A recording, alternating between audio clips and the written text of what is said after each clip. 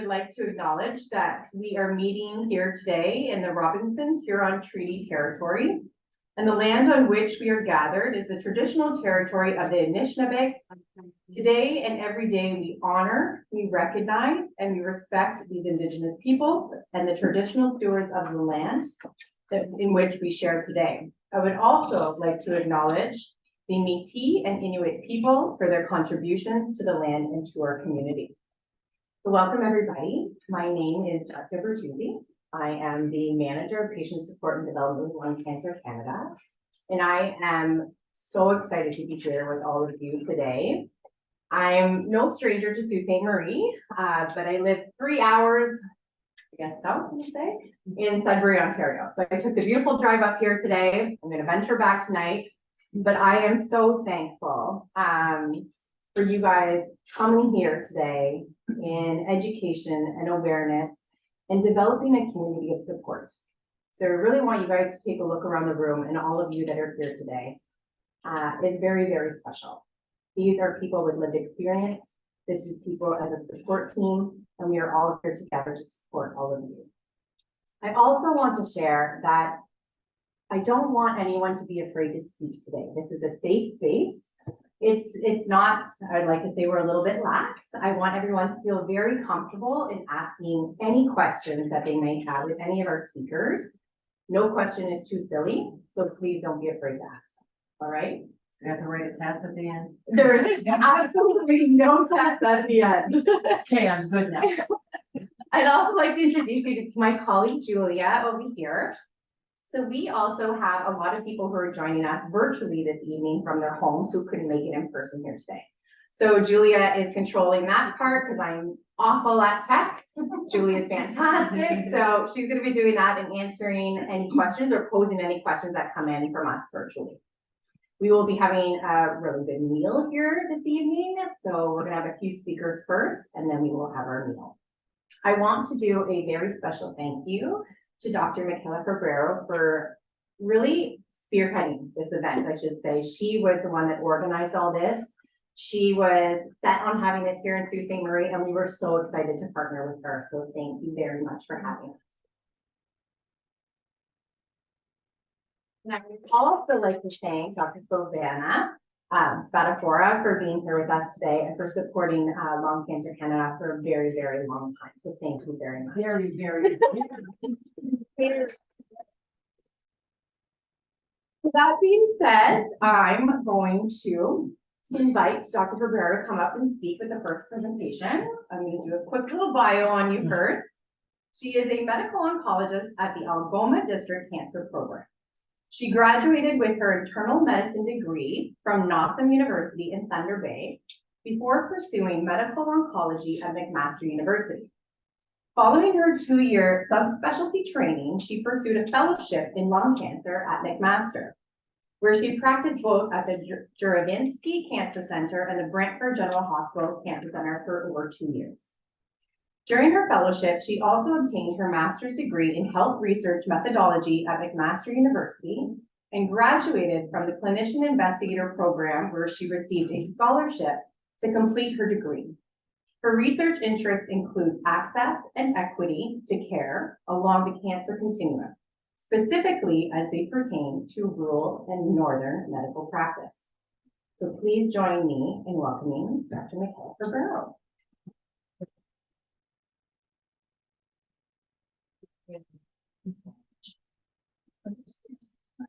So I can say next slide then? Yeah. Hi, everybody. Thank you so much for coming. Like I said, like Julie said, I'm Dr. Febbraro, but you can all call me Michela. That is totally fine. Or Michelina, which is what one of my most precious lung cancer patients always called me when I came in, Dr. Michelina. So today we're going to talk about updates on lung cancer, and it's a little bit of a packed presentation, so I apologize, but feel free to ask as many questions as you want. Come find me at dinner, we can talk some more. I'd be happy to answer any questions that you have. I have no disclosures, so you don't have to worry about anybody sponsoring this talk outside of Lung Cancer Canada asking me to do it. So Before we truly start, I want to talk to you about what is lung cancer. And lung cancer is separated into small cell lung cancer and non-small cell lung cancer. And it's about an 80-20 split in terms of who gets diagnosed with small cell versus not. But what you'll find striking here is that the majority of people get diagnosed with what we call stage 4 disease or incurable disease. And that's not something that sits right with any of the oncologists or anybody in the medical community. So one of the biggest and most important updates that we have today, next slide, Julie, is actually screening for lung cancer. We have some individuals here in the room who have been impacted by lung cancer but have never been diagnosed. We probably have some individuals in the room that have smoked. And so in Ontario, we are pilot testing screening for lung cancer, which is huge. To qualify, you have to be between the ages of 55 to 74, and you have had to have smoked for at least 20 years. They didn't have to be 20 continuous years. They could be 20 years throughout your lifetime up to your age. So what happens is you can go to your family doctor and say, I've heard about this screening program. I would really like to know more. Can you refer me? After that referral is made, somebody will do a risk assessment to see whether or not you truly qualify. They'll talk to you about the risks of screening and what would happen if the screening was positive. Then you would go for your screening, which is actually very simple on your part. It's a low-dose CT scan. Everybody's had a CT scan before. It's very, very easy to get into. And then from that, based on the results, you would then go into a specific category for how often you would need to be screened from there to either look for something or monitor something. Yeah.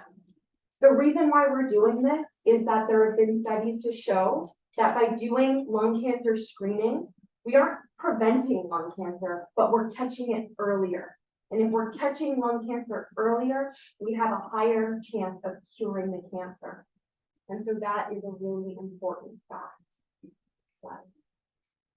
The only problem is that the areas where you can get the screening are only 4 sites in Ontario. We're hoping to expand it, but right now it's 4 sites.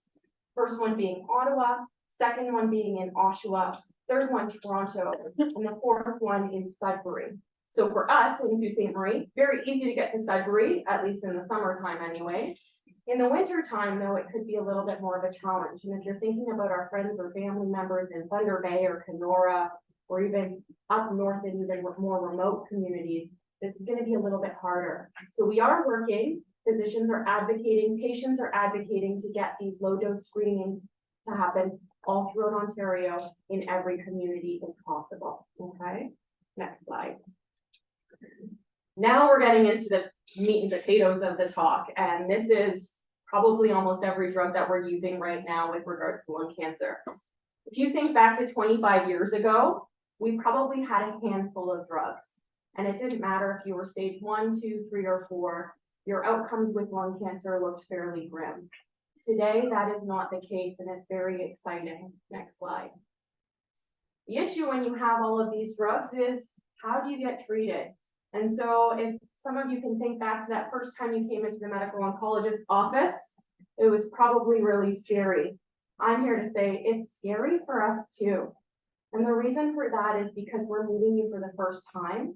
And in the back of our minds, this is the simple algorithm that's going in our head. We're trying to figure out who you are as a person, what type of cancer you have, what drugs are available to you, and if there is a drug available to you, what will the side effects be, and can you handle the side effects, and what will your life look like? And so a lot of my patients come into my clinics and they'll say, I have cancer, give me chemo, or I have cancer, give me a drug. And I'll say to them, it's not that simple. I really do need to know a little bit more about your cancer. And to me, the most simplest way of saying this is you never go up to a baker and say, hey, can you bake me a pie? They're going to turn to you and say, well, are you looking for a pie that's a meat pie for a dinner? Are you looking for a pie because Thanksgiving's around the corner and you need pumpkin pie? Are you looking to feed one person? Or do you have an Italian family of 55, 60 people and maybe we're looking at way more pies? The same thing goes through my mind. Saying I need chemo or I need treatment is just like coming to the baker and saying, bake me a pie. I really need to know a little bit more about what we're dealing with. And I want to make sure that I'm choosing the right drug and the right combination of treatments for you. With all of these advancements in cancer, and lung cancer specifically, we are actually seeing survival improve. This is huge. We are also seeing people with stage 4 lung cancer living years and in some decades, and that is amazing and incredible. We're talking about long-term response in lung cancer. We're talking about remission in lung cancer. These are very exciting times. Next slide. First thing that makes it so exciting is immunotherapy. And so who here knows about the immune system, just even by a show of hands? Some of my patients should raise their hands, so that's good.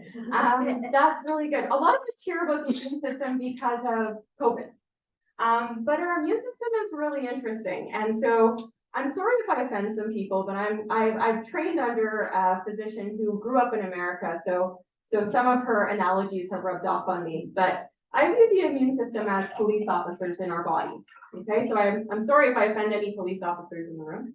But police officers, if you think about them, they do two things.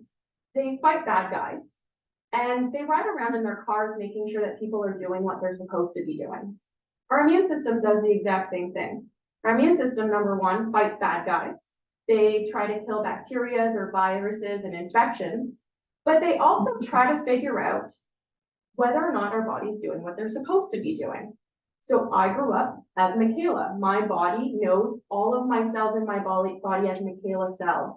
And they're trying to figure out, is there a non-Michela cell in my body that they need to attack and kill? Cancer is what tricks the immune system. Our immune system tries to fight cancer, but the way that the cancer hides is because it started as a Michela cell. And so our immune system thinks, well, you kind of look like Michela, I'm going to leave you be. But what immunotherapy does is it makes our immune system stronger and more keen to be able to find those somewhat non-Michela cells and kill them. Next slide.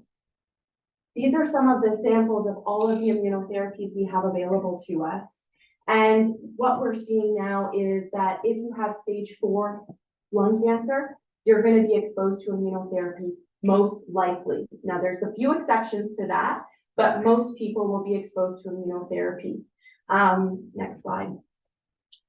The more interesting study that just came out recently in September, so literally just last month, is something called the Empower Lung Study. This is a study that looked at the immunotherapy cemiplimab. It used cemiplimab versus chemotherapy in people with stage 4 lung cancer. And what we found was that cemiplimab, the immunotherapy, improved people's survival by about 40%. That sounds really exciting. To me, that's nothing new, believe it or not. We have drugs very similar to cemiplimab that we're already using to fight cancer that has the same survival advantage. What makes cemiplimab interesting from a Northern Ontario context is the way that it's dosed. It's dosed at a strict flat rate, which means that when a Michela and a Dr. Spadafora come to get their treatment, even though we might look different, and even though our weights might be different or our surface areas might be different, we're getting the same dose. That same dose will be effective, and it means that we're wasting less drug, which for people in Northern Ontario is a big deal when it comes to trying to figure out from a financial standpoint, how do we treat people in a resource poor setting? Next slide. The other study that was very interesting, and this came out in June, was the Ipsos study. If you think back, I said to you, the very first time I'm meeting you, I'm trying to figure out who you are as a person. What can I do to help improve your life with cancer, but also, believe it or not kill you with treatment. Thank you. You're welcome. When it comes to any drug that fights cancer, there's always a risk of dying from the drug. And so we have to make sure that we figure out, how do we balance those risks? How do we improve your odds of surviving the treatment itself? This study asked just that. There are people that come through our doors that look a little bit more weak, or a little bit less healthy and a bit more frail. That's by no fault of their own. We have people that are in their 80s or 90s with lung cancer. And I can't give them big guns chemo because it could kill them. This study looked at people who are over the age of 70 and tried to see whether or not giving them immunotherapy versus chemo improved their outcome. And what we found is that in these more frail, older individuals with stage 4 lung cancer, we could be able to give them just immunotherapy and they're able to live longer. That's a big deal. Now, whenever we see something work in a stage 4 setting, we always want to know, can we use it in the curative setting? And so immunotherapy for the first time is now in the curative setting, so stage 1, 2, and 3 cancers. And so these are two studies that looked at nivolumab and pembrolizumab. These are both immunotherapy drugs. You do not need to remember them. There won't be a test. But these are two drugs that we are now looking to give with chemotherapy before somebody has surgery. And the reason why we're trying to do that is because we found by doing chemo with immunotherapy before surgery, we could kill all the cancer cells in about 20% of patients before they even get to the surgery. So the surgeon will take out their lung and there's no living cancer cell left in their lung. That's pretty cool. And what we found out is that in those people who have what we call a pathologic complete response or no living cancer cells under the microscope, they live longer and they do better. Next slide. So I'm going to switch gears now, and we're going to talk about targeted therapy. Some people might have heard of targeted therapy before. And so the reason why we would use targeted therapy is that some people don't have a cancer that just happens spontaneously. In some people, we find out the exact change that caused the lung cancer. It's not a change that you could pass on to somebody else. It's a change that happened in your cancer itself. And what this change does is it turns on these cancer cells, making them just grow and divide continuously without stopping. So the way that I like to think about it is if you have a light switch, a wire, and a light bulb, normally you have to turn on the light switch to turn on the light bulb. In people with these specific mutations, this light bulb is always on despite what the light switch is doing. So the light switch is broken and the light bulb is on. What these targeted therapies do is they cut the wire and they turn the light on. By doing that, we kill the cancer. Next slide. So one of these drugs is called osimertinib, and osimertinib targets EGFR mutations. We found that in people with stage 4 lung cancer, osimertinib kills the tumor, allowing people to live longer. But the coolest thing about osimertinib is it also prevents the cancer from spreading to your brain, which is a really scary thing for people with lung cancer that has had it spread throughout their body. More recently, we found out that we can take osimertinib and give it to people with stage 1, 2, or 3 lung cancer. So these are people, again, that have had surgery, had chemo and radiation, or chemo plus or minus radiation, and then they could get osimertinib. And what we found is that these people are living longer. This is an early study, so right now we're finding out that there's about a 10% advantage or survival advantage by doing this. But our hope is that while we study people or this lung cancer for longer, that these individuals who got the osimertinib don't have their cancer come back, and that would be really neat. Now, I talked about targets. Osimertinib and EGFR is one target, but if you look at the bottom of the screen, there are many, many different other mutations that we can use. And if we go to the next slide, these are all of the targets. If you look at the top of the screen, these are all of the targets in study or actively being used for different individuals with different mutations. Some of them are funded in Ontario. Others have patient support programs that allow us to get access to these drugs. The only way that you can get access, though, is by having this specific mutation. And what we found is that by targeting the mutation, people do better than if we were to just give them chemotherapy or immunotherapy. Next slide. I'm going to switch gears one more time, and we're going to talk about antibody drug conjugates. This is sort of another way of talking about targeted therapy. But the way that I want you to think about this is we're not targeting a specific mutation. we're actually targeting a specific antenna that the cancer has on top of it. So what we found is that certain cancers have various antennas, and we can design a way to fit a baseball cap on top of the antenna. By doing that, we're able to bring a drug directly to these cells or to these tumors that have the antenna. So next slide. This is exactly what happens. So as you can see, the top sort of inverted Y is your antibody drug conjugate. What happens is your tumor has an antenna. The antibody drug conjugate fits over the antenna.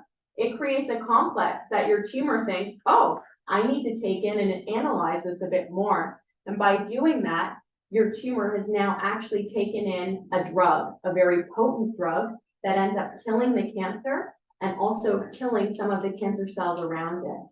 So it's a very novel and very special way, new in lung cancer, that we haven't tried before. People have heard about it in breast cancer. We use it in a bunch of different cancers, but this is the first time we're seeing it in lung cancer, and so that's very exciting. There are many different antennas that we can target, and these are all of the drugs that are currently being tested to try and block and kill the cancers. So there are many different ones that we have that we're trying to get available to us. Next slide. Now, I've just presented a whole bunch of information to you guys. Some of it probably made your head spin. If it made your head spin, can you imagine how your oncologist feels when they're trying to keep track of all of the information? It's like drinking out of a water fountain or from a fire hose instead of a water fountain. ESMO is the European Society of Medical Oncology. It's coming up October 20th to 24th in Madrid, Spain. And already the information that I'm presenting to you is already old news because these are the things that are coming up next. So ALINA is a trial that's looking at another inhibitor, so another targeted therapy for ALK. And what we're finding is it works very similarly as osimertinib did. Libretto is looking at targeting a RET mutation for the first time. Tropion lung is a very exciting opportunity for looking at different antibodies with chemo. And Mariposa is looking at the possibility of how do we treat people with EGFR who have had osimertinib? Is there other drugs that we can mix with chemo to allow them to live longer?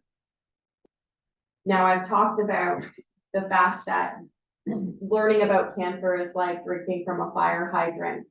I always try to empower my patients to keep up with the information if they can. One of the things that's happening is a lot of these conferences are now having patient information nights, or they're inviting patients to come and doing patient advocacy nights. So if you're ever interested in going to a lung cancer conference, it might be worthwhile asking your oncologist, well, is there a patient night that's affiliated with the conference? It would allow you to kind of learn more from a patient-focused environment on what's new, because at the end of the day, you knowing about your cancer empowers you to ask questions, and it forces us and empowers us to continue advocating. So tomorrow begins today, and it all starts with all of us. Thank you.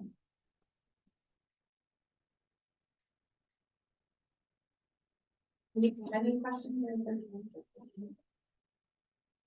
There's time for questions. Always time for questions. Questions. Perfect. Does anybody have any questions? Oh, yeah, sorry. So, I have a family history of lung cancer. Mm-hmm. My brother was an active smoker and diagnosed very abruptly, passed at 53. My mother was, she had quit smoking probably 30, 40 years plus by the time they discovered lung cancer at stage 4, and she only had a couple weeks. Mm-hmm. I was a smoker. I asked my doctor for screening. Of course, she referred me, but I didn't qualify. I had quit smoking probably 25 years ago, and it's disappointing because my mother was a smoker and she didn't smoke and she got stage 4. I mean, I smoke. I don't smoke anymore, but I'm not getting to partake in that screening. And there's a family history and it upsets me. And I'm not gonna lie, Terry, it upsets me too. You're right, it's not fair. When it comes to these screening programs, unfortunately, it's baby steps. And so right now, what we're able to do is screen high-risk people, which are people that are actively smoking. Which I'm not telling you to go back to smoking, please, okay? I could Don't lie, do yeah. that. But at the end of the day, This year, okay, don't go around telling people to lie on the forms. but at the end of the day, then the next step is trying to get it then for people who have quit smoking. You've already cut down your risk of getting cancer by quitting. Your hardest job was to quit. So that's really important, and I commend you for doing that. When it comes to lung cancer, we aren't seeing the same signals that it is a genetically related lung type of cancer. So we don't see the same signals as we do in breast cancer, where my mom had breast cancer, so I could have breast cancer. In individuals with lung cancer, we don't see the same family genetic pass on. There is a few environmental exposures, not just smoking, that can lead to lung cancer. The biggest thing people can do from a prevention strategy is to quit smoking. The second thing is to be active and exercise your lungs. And the third thing is if you start to notice that you're having a cough or something new to how your breathing is, to see your doctor right away. So you are saying that hereditary wise, that I shouldn't, despite it happened to two of my immediate family members, not to panic about being that hereditary part. Exactly. Thank you. Does anybody else have questions? Yeah. Just again, like, a lot of information in a very short I time. know. And it is challenging to, to understand everything. Is there a possibility that we could download some of the information that you're giving in your speech? Because it's really, really interesting. Definitely. We actually will have it recorded. So we are gonna have it housed with Lung Cancer Canada, so you guys will be able to access it probably through our website, but if you want, we can also send a link out. And we do know that there's gonna be a lot of information coming to everybody tonight. It can be very overwhelming, so we will make sure that we have.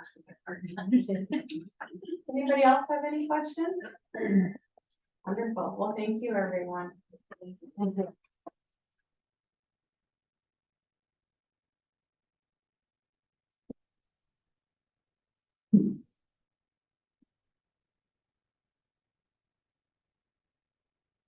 Okay, thank you, Michela. I'm gonna invite our next speaker. Her name is Susan Day.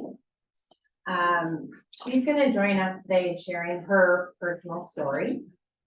Susan is a retired nurse who lives here in Sault since 1992. She worked at Great Northern Nursing Center and Tender Care. After working as an RNA for 5 years, she attended St. George College, where she graduated with distinction as an RN. She currently works providing private care to a local family and is a mother of 3. Join me in welcoming Susan.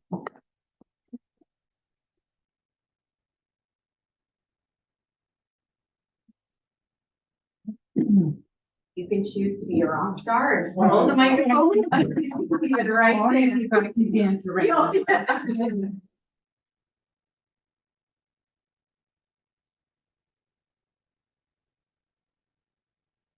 Hi,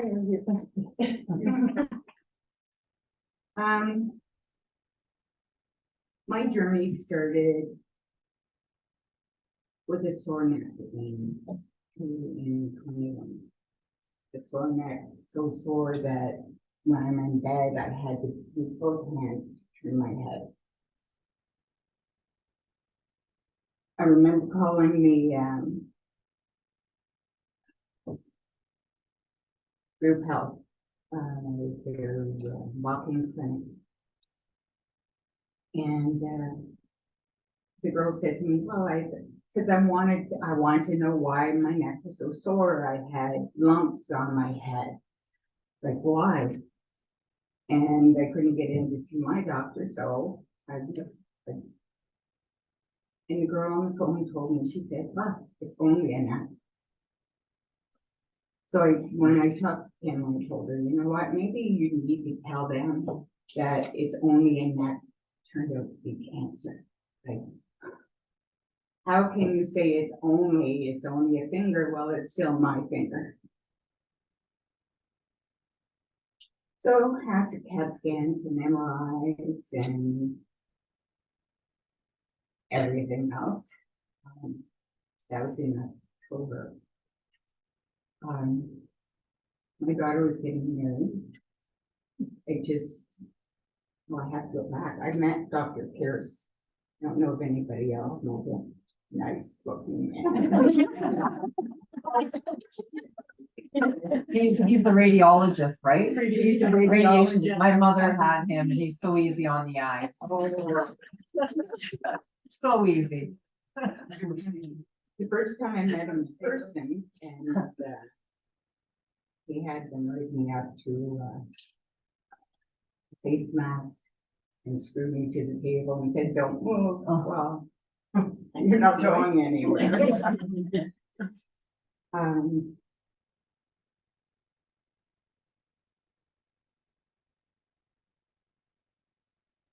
The hardest part of my journey was to have to tell my kids. I found out my mother had cancer through my grandmother, and I was upset. And I didn't want to tell them. So I invited them all over for a barbecue and said, "No, okay." Ordered pizza that came really late and ice cold and not very good. And my friend said, "I know there was something you weren't telling us." But when I got that phone call, I have to keep going back. I'm sorry. Whenever I got that phone call, I just sat there. After I hung up, because I asked her where, and she told me my brain, my hip.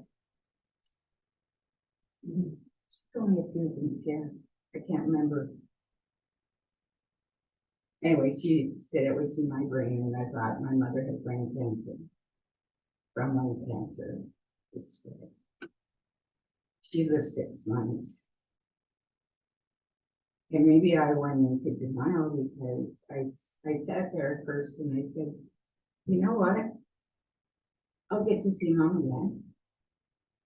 My brother Larry, my dad, and my grandmothers, and then I started thinking about my kids, and I said, what would they do? How would they do without me?" And I realized, what would I do without them? So I'm not ready to go anywhere.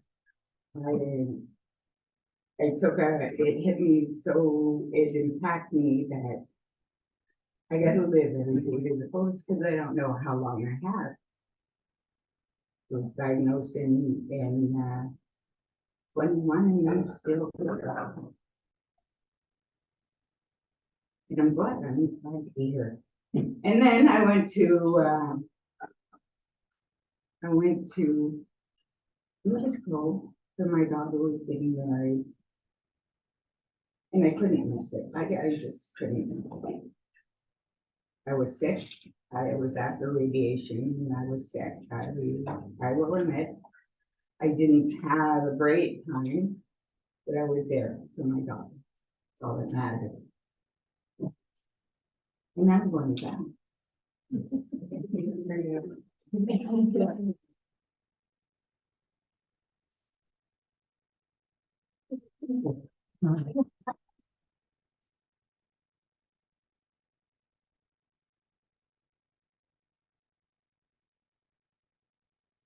Thank you very much, Susan. I know how difficult it is to come up in front of everybody and share your journey. So we commend you. That was beautiful. Thank you.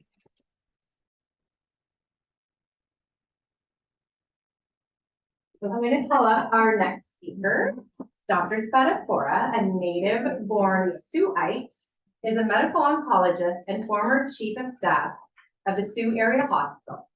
Prior to that, medical director and chief for the Algoma District Cancer Program.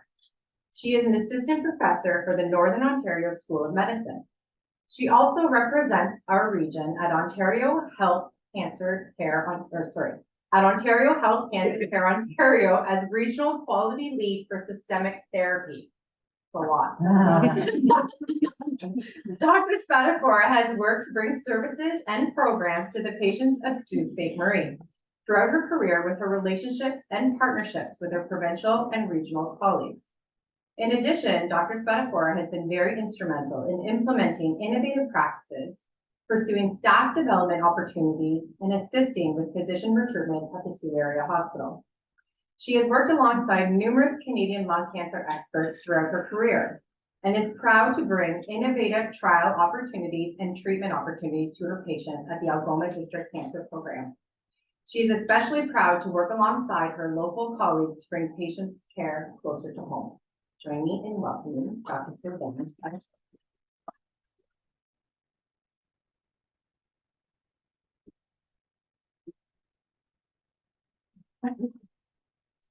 Natalie is the one I work with, she's supposed to be up here with me. Oh, I'm saying no.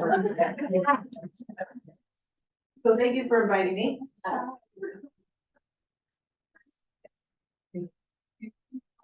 So, this is my presentation that I worked with Natalie. She's supposed to be up here with me. I'm gonna keep calling you on that. Clinical trials is one of the things that is something that is essential in the training of a new cancer physician. And it is it is part of what we strive to make sure we incorporate into our algorithm when we're taking for different things. Part of this, it is part of the journey of making a cancer specialist. So what we do today in the clinic is based on the research that's been done with patients in the last decade. And you can certainly wait and start the therapies after we've had all the research completed and all the algorithms and completed, etc. But being able to bring the drugs, the therapies and the practices to a smaller community like ours through clinical trials is essential. We know that all of the therapies we're using today in the clinic have been evaluated in a clinical trial at some point. We know that we had patients in our community of Sault Ste. Marie that have actually contributed by participating in trials to improving the standard of care across the country. We have had some really good representation. And I've been here as of January. I've been here in the Sault for 30 years. We had clinical trials throughout this time. Okay. Would you mind holding the microphone? Sorry. That'd be one. You're in business to talk loud enough, so I'll tell my husband she'll know it's too quiet to me. So what is a clinical? Clinical trial is basically a study that's led by a qualified investigator that uses human participants to answer specific health questions, to attach the knowledge of scientific and medical communities. It's a safe, fast, effective way to find new treatments and work on humans and new ways to improve health and healthcare. It's a lot of gobbledygook. Basically, a clinical trial is bringing newer therapy to the bedside for a patient. When we talk clinical trials, a lot of patients think about, mice and rats and things like that. We're a small community, and we certainly don't have that kind of capacity. So the clinical trials that we use here tend to be trials that are best suited for our community. And that's looking at therapies that we know work against cancer.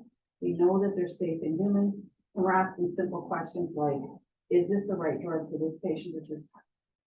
And so the reason why clinical trials are so important is that it does help the patient, because oftentimes they will compare a newer therapy with a therapy that we're already using and trying to see which one is better for that group of patients. From a patient perspective, there's always the advantage of being monitored. Everything that we do in a clinical trial is audited outside of our site. Not that we think we need it, because we actually do a pretty damn good job of making sure that we do things well. But it's always nice to have the reassurance of having an audit being done elsewhere and reaffirming that what we're doing at our site is actually the right thing. The other thing is that from a patient perspective, it's important to know that by participating in the trial, not only do I have to prove to the people that have put the trial forward, that I'm smart enough to treat patients on the trial. But my pharmacists are smart enough and have shown that they're proficient and they know what they're doing for the trial. Our nurses, all the people that touch the patient at our clinic have been able to show that they know what they're doing when it comes to treating lung cancer patients. And that's an important thing from a very simplistic point of view, because it allows us to make sure we're staying up to date. As Michela showed, there's been a lot of innovation, and in a small community, you're not bumping into people and say, by the way, did you hear about that latest meeting that had the latest development? So being able to participate with these colleagues through the clinical trials allows us to make sure that we're always getting the latest and the greatest and getting the information that's the most up to date. The other advantage for the patient is that no matter what happens to me, if I win the Powerball tomorrow and I just don't show up to work, it doesn't make any difference because the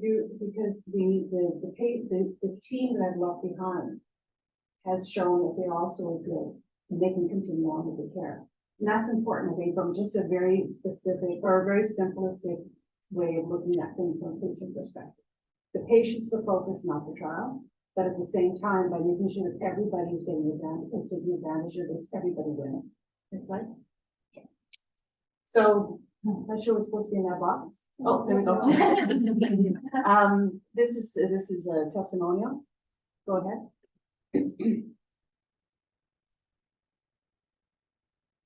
Oh, maybe you don't get to-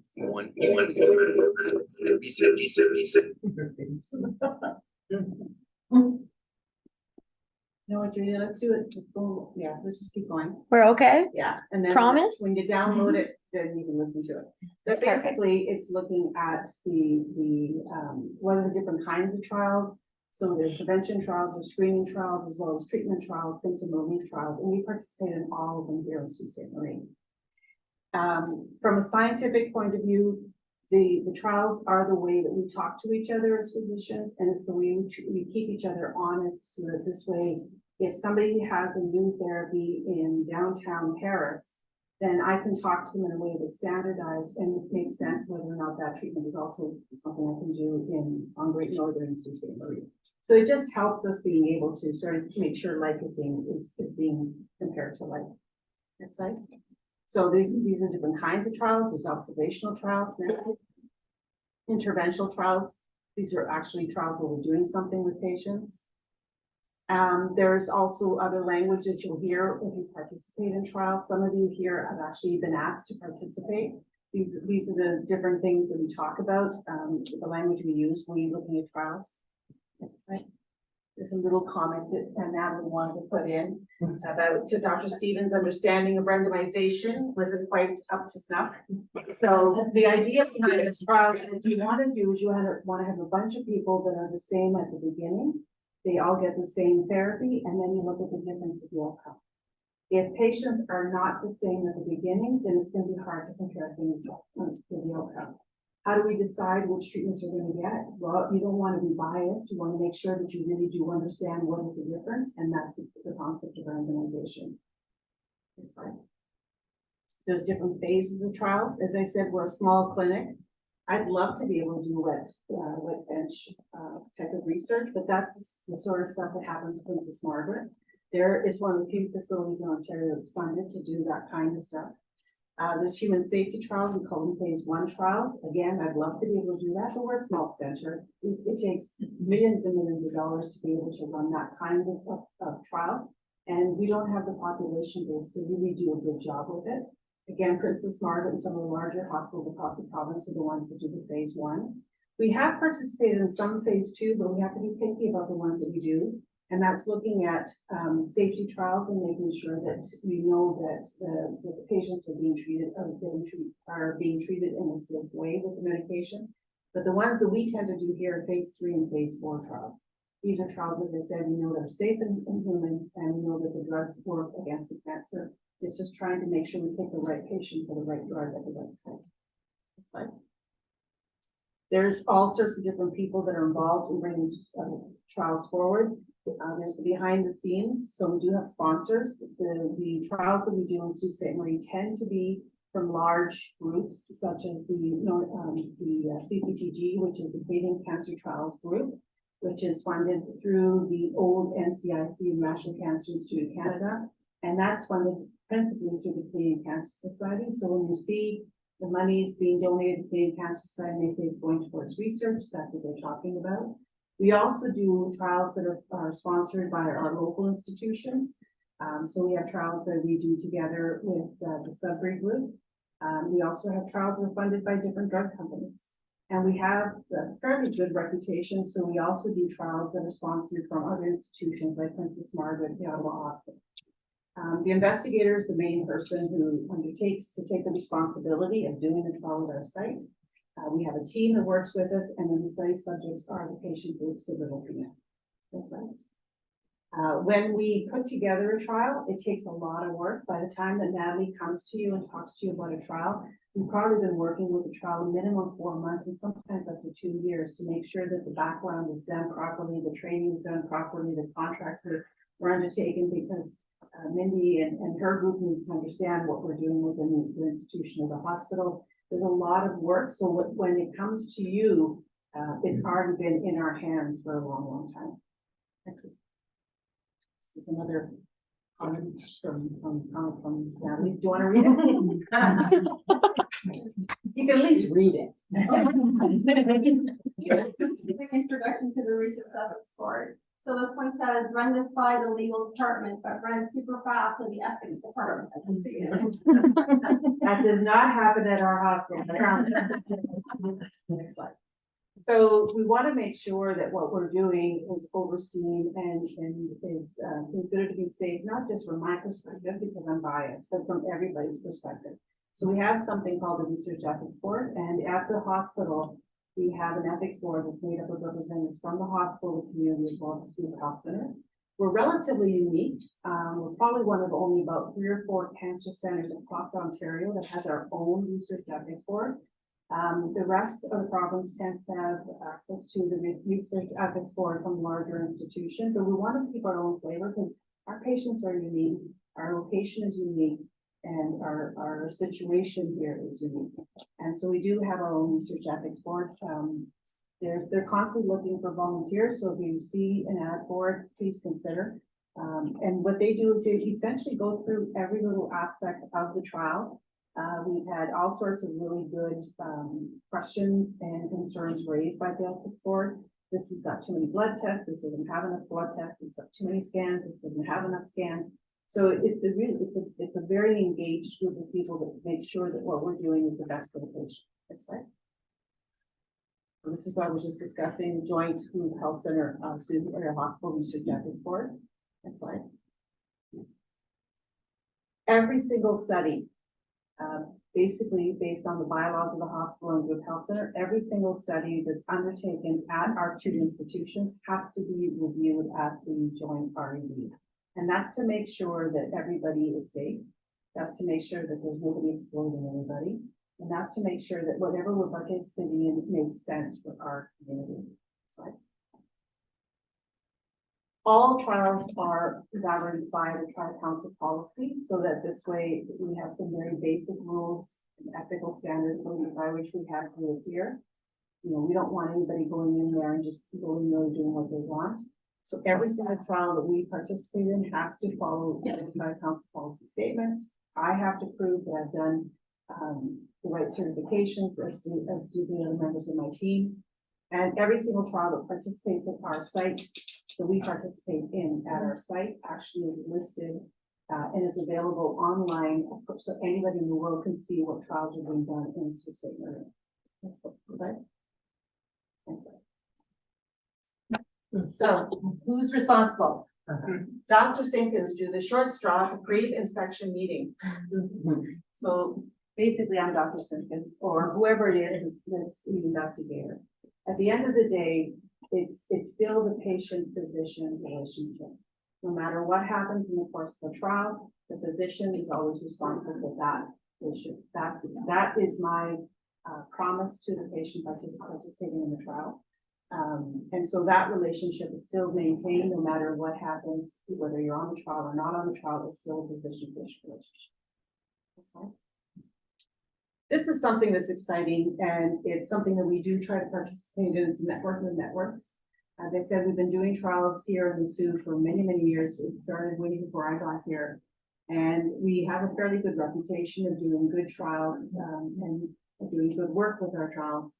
The network of networks is a way for us to talk to each other and find out what's happening across the province.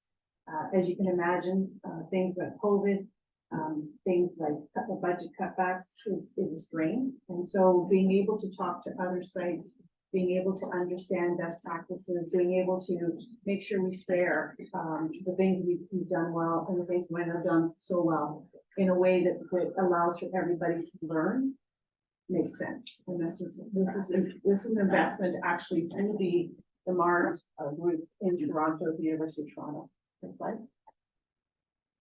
There's meetings that happen about 2 or 3 times a year, and we try to make sure that we continuously compare ourselves to these larger centers. Natalie didn't put it down, but in point of fact, we shared our FRCPs, which is part of the documentation, with the group because it found that it looked prettier than the other side. So next slide. So as an oncologist, I'm always grateful when patients allow me to be part of their care team. That's something that's allowed me to continue to want to come to work every day and continue to participate every day. Being able to do trials, however, is a different kind of relationship because not only am I contributing to what's happening in front of the patient, but I'm also helping the next patient that's coming along because what I'm learning with this patient, I'm going to be able to then use for my next patient. And so it does have that sort of feeling of we're in this together, which I find really, really important. And I believe to continue to work. So with that, any questions? Natalie answered them all.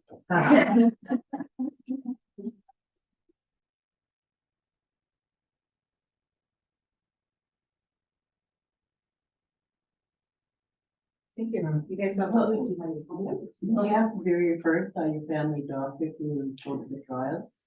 So what happens is you come in, we do an assessment, like Michela said, make sure we know the name of the tumor, the different subtypes, etc. Not every single patient has a trial available to them either with us or even at larger centers. But if there happens to be a trial at our site, you'll be approached by your own physician. If there happens to be a trial that you're good to be considering at another site, we'll actually say, what would you consider going? The trouble is that a lot of these sites want you to be close by. So say, for example, I send you to Princess Margaret for a trial. Princess Margaret is close by. And so you either have to live there or you have to travel there a lot. Some people just can't do it. And that is something that we got out of the network of networks, that there is this inequity, there's this unequalness that happens because the northern patients just can't get to Toronto as much as they would like to. So there are some things that we're trying to do to get around all of that. But by and large, if there's a trial that's available for you, then the physician will let you. Do they have the trials in Sudbury? They have trials in Sudbury, they have trials in the Sioux. Through Sudbury, North Bay, Timmins, and some of the other smaller centers have them, but they get them through Sudbury.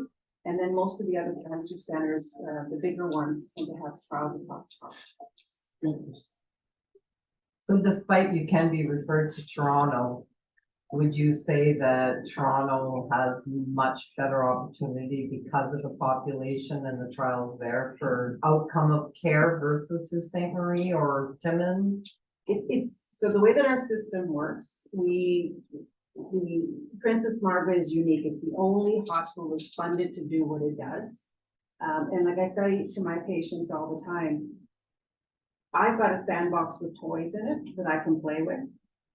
Princess Margaret may have a bigger sandbox and may have bigger toys. Sometimes those toys are worth making the effort to get to. And sometimes it's just fancier toys. They're the same as what I've got here, but they're just a little bit maybe glitzier or fancier.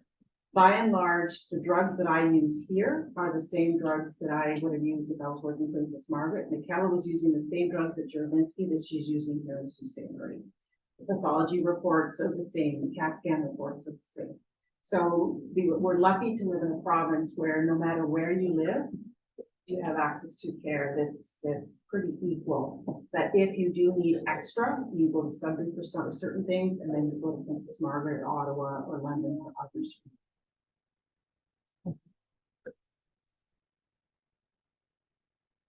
can smell the food, so I think people.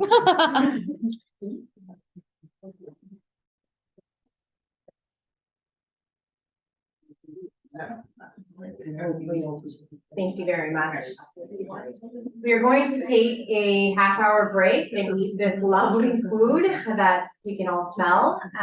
Please take the time, fill your plates, eat as much as you possibly can, because none of us are taking it home with us. And I also just want to make note that we do have a resource table in the back. So we do have some Lung Cancer Canada information and resources back there. So please help yourself to any of that information, and we'll gather back in about a half hour. The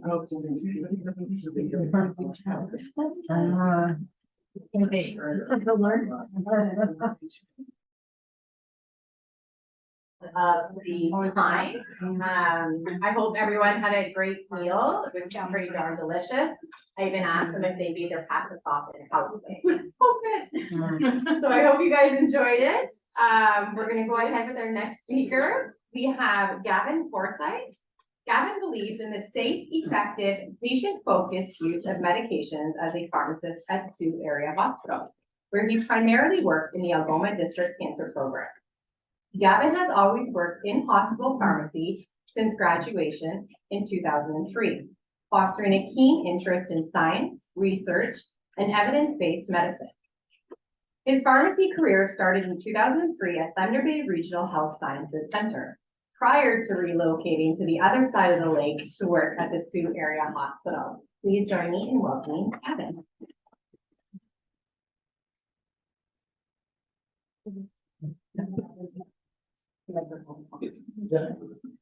First of all, I'd like to thank you and Lung Cancer Canada, as well as all of you for showing up tonight.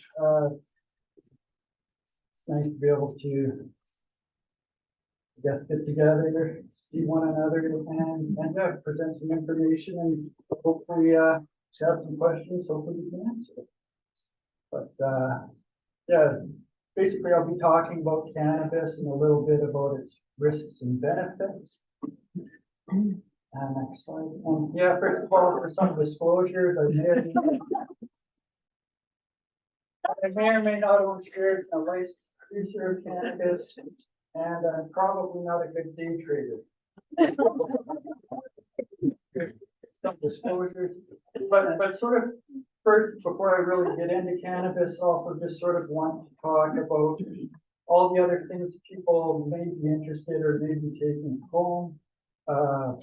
Your team is interested in knowing these things, whether they're your prescription meds, over-the-counter meds, vitamins, supplements, or herbal products that you are taking or are interested in taking.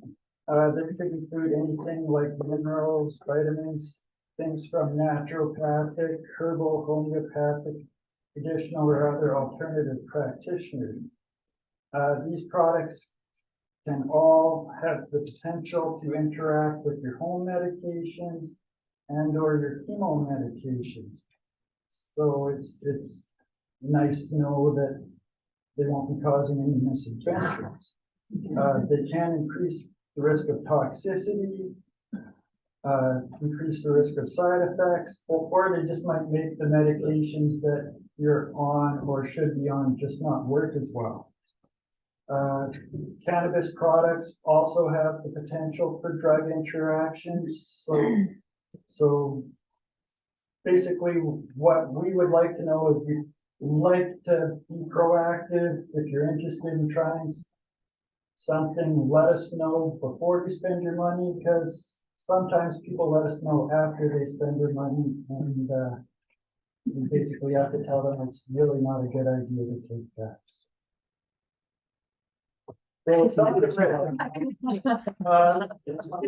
Probably don't have to worry about this unless it's something you actually aspire to or something, but yeah, seriously, we can get on with some real risks.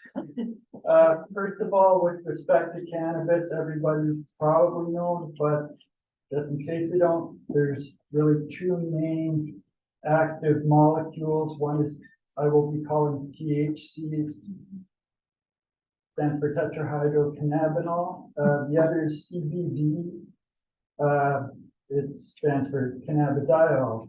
the THC component of cannabis is generally what's associated with getting high, whereas the CBD component is not associated with getting high, and it also sort of modulates the effects of THC to make it a little more tolerable.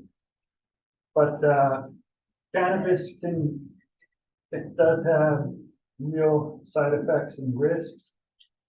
It can certainly impair the ability to drive safely or operate equipment.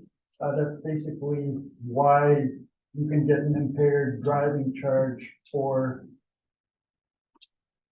being under the influence of THC. So it's probably not a good idea to hit THC and drive because no one wants to deal with the OTP or new areas with respect to that. It can also increase the fall risk. So if you're somebody who's already worried about your balance or falls, that's something to take seriously. Make it a little harder to learn and remember things, and may affect mental health by causing panic or anxiety. And sort of like I said before, it may also interact with existing medications and or your chemo medications. It can also lower tolerance to alcohol and other drugs, such as opioid painkillers, a lot of the things that people take for sleep. So it's something that if someone is starting out and they're on other drugs like that, it's probably a good idea to start slow and see how you're going to tolerate it. Okay, so there's also some long-term risks, especially if you're smoking or vaporizing cannabis. It can be hard on the lungs. It can make things harder to breathe. Sort of as mentioned before, it can affect mental health. Most of these risks are associated with the THC component of cannabis. And sort of makes sense. Higher doses are associated with more of these adverse effects. And these risks can be decreased somewhat by using preparations with a balanced ratio of CBD or THC, or depending on why someone's interested in taking cannabis in the first place, they may be able to get away with just a CBD preparation, which would be even less risk. But all cannabinoids, including CBD, have the potential for drug interactions, including chemomeds. So there's certainly some other potential risks. It's best to get cannabis from a licensed dispensary. It may be easy or cheaper to buy it from outside of licensed dispensaries, but there are potential downsides to this.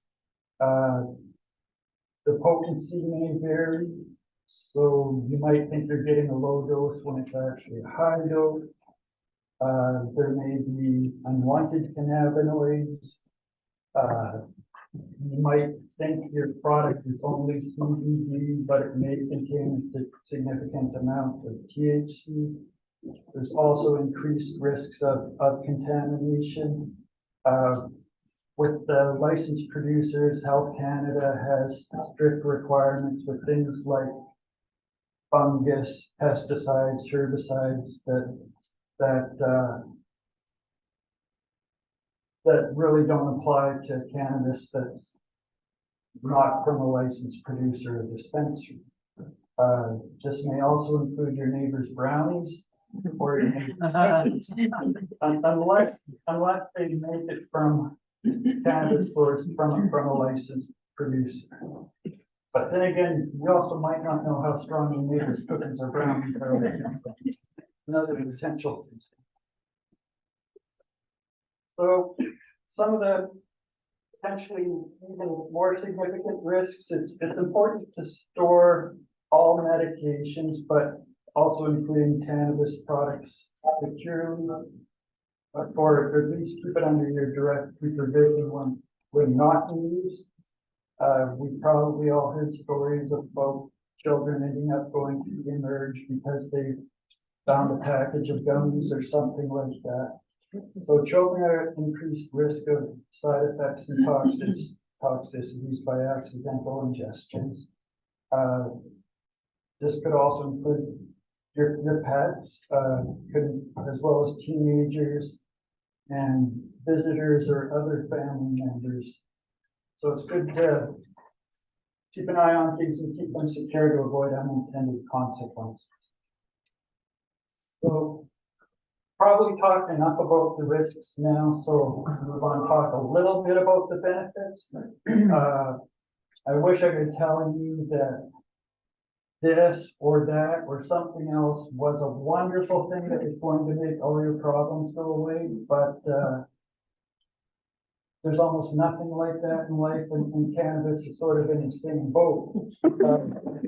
That being said, it may have some modest benefits with respect to chronic pain, neuropathic pain, sleep, and possibly anxiety.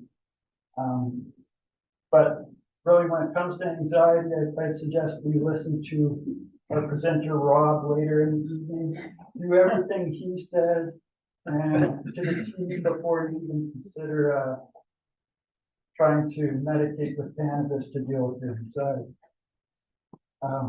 THC may have a bit more of effect with respect to pain and sleep than CBD, but CBD may have a bit more of an effect on anxiety than THC. And it also decreases the potential of THC to cause anxiety. And sort of like I was reading at before with the risks, if you want to maximize your benefits, you should be using cannabis products from a licensed dispensary or producer. And again, especially in the lung cancer population, to maximize your potential benefits, you probably don't want to be smoking. So if you're interested in trying cannabis, inform your oncologist, inform your nurse. It's probably a good idea to inform your family doctor, inform your community pharmacist. In general, we like to know these things. We like to know what our patients are taking. At the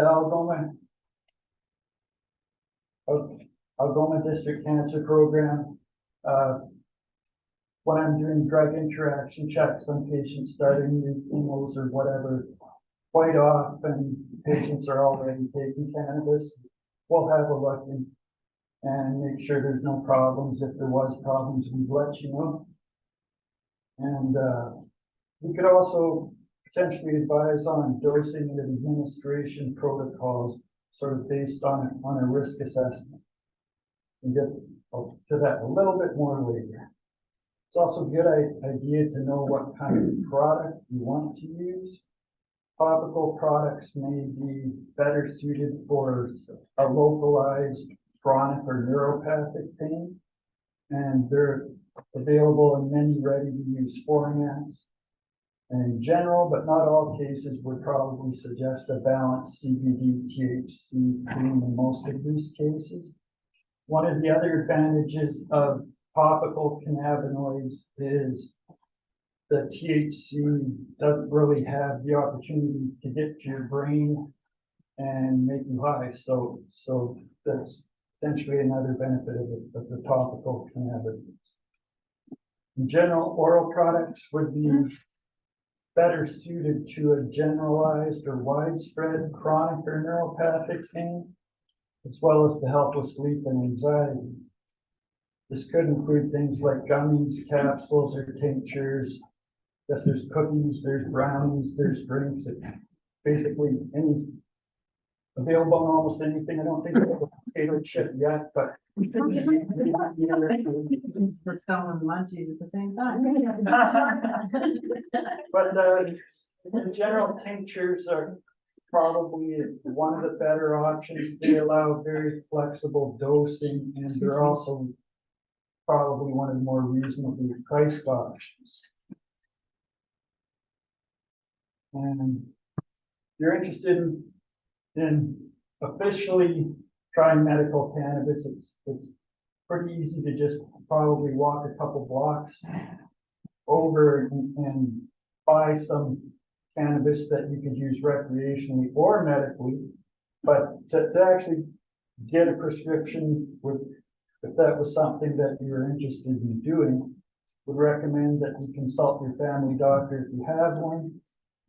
And of course, yeah, there's lots of barriers to accessing your family doctor, and they may or may not even be comfortable prescribing medical cannabis. I think things are changing, but they're changing slowly. So probably the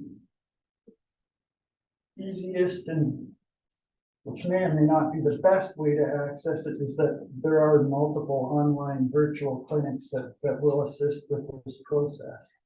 And simply searching Medical Cannabis Clinic Ontario brings up multiple options.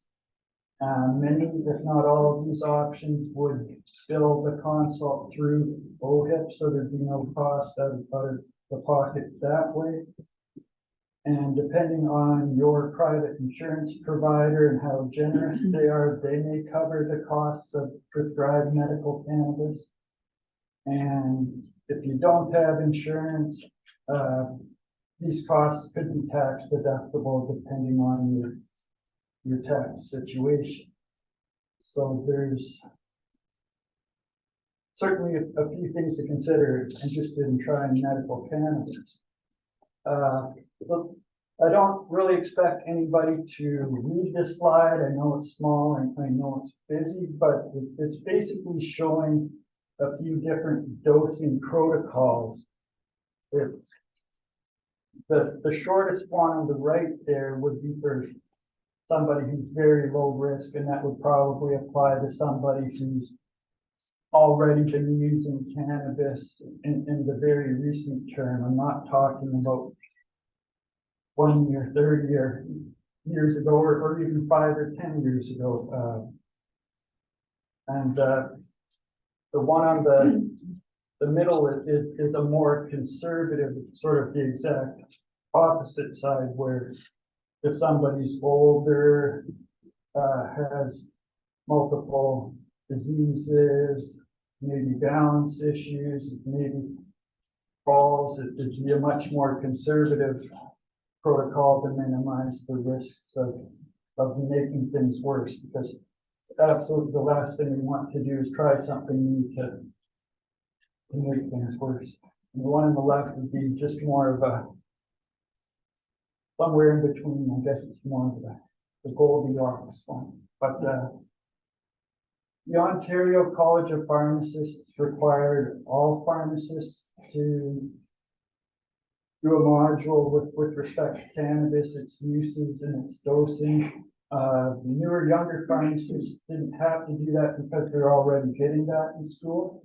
So even your local community pharmacist may, depending on how willing they are, be able to provide some suggestions with respect to dosing of these products. That's really all I have for now, but certainly quite happy to have questions if anybody has any.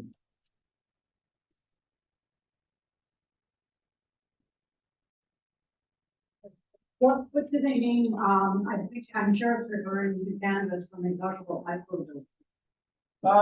That's actually more magic mushrooms. Oh, okay. That would be a whole other interesting talk.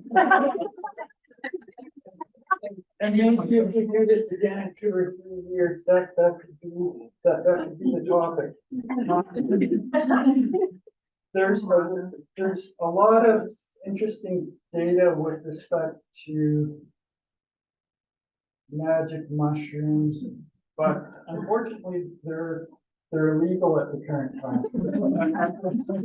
I suspect they will end up being the next cannabis and probably legalized or for recreational or medical use in a few years. And unfortunately, the whole problem with cannabis from unlicensed sources, or basically the gray or black market, all magic mushroom products at the current time would be gray or black market products. Right. What you're getting might not be what it's supposed to be. But there is certainly lots of interesting data with respect to that. Thank you. Other questions? We have a question online.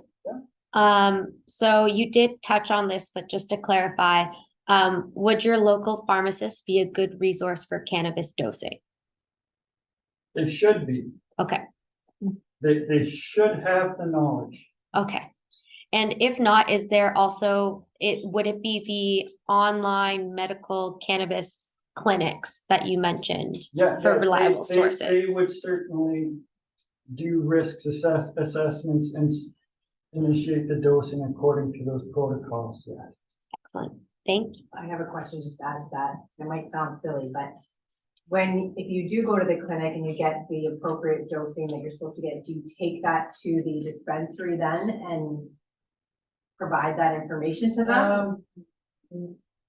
It works a little bit differently. I think it would end up being mailed to you. Oh, okay, okay. Or something like that.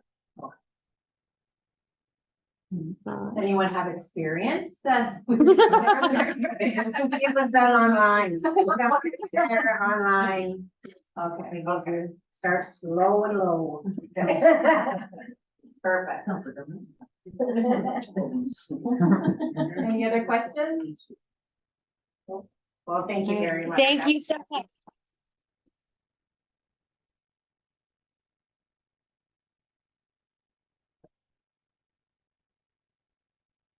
Wonderful. Thank you again, Gavin. Our next presenter speaker is Miss Sharon Hamilton. Sharon lives in the Sault, loving her lakeside home on Diamond Lake. Now everyone knows where you live. She is married to Nick for 59 years. Aww. They have 3 sons, one in Singapore, one in Sarasota, Florida, and one in the Sault. She has been retired for 22 years and spent her winters in Florida until 2019. Sharon worked in administration until her retirement from Algoma District School Board. She and her Nick lived in Fredericton as he was in the Canadian Armed Forces, and she worked in several offices throughout that time. She returned to the Sault area while Nick was in Cyprus for 6 months and worked for Fisheries Research Sea Lamprey Control, another mouthful. When Nick returned to civilian life, they moved back to Algoma. Sharon began working for Central Algoma District School Board and predecessor board in 1964, which then became Algoma District School Board, from which she eventually retired. Sharon was active in Johnson Township community on the Recreation Board and the Arena Board. She was also a typical sports mom, so she was busy. Please join me in welcoming Sharon.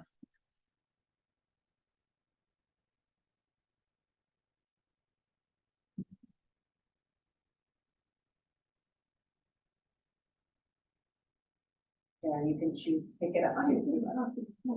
Yes, absolutely.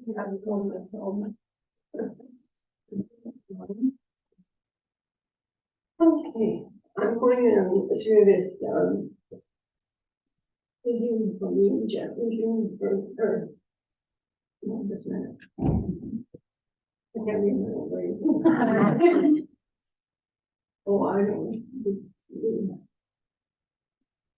I'm going through this, folks.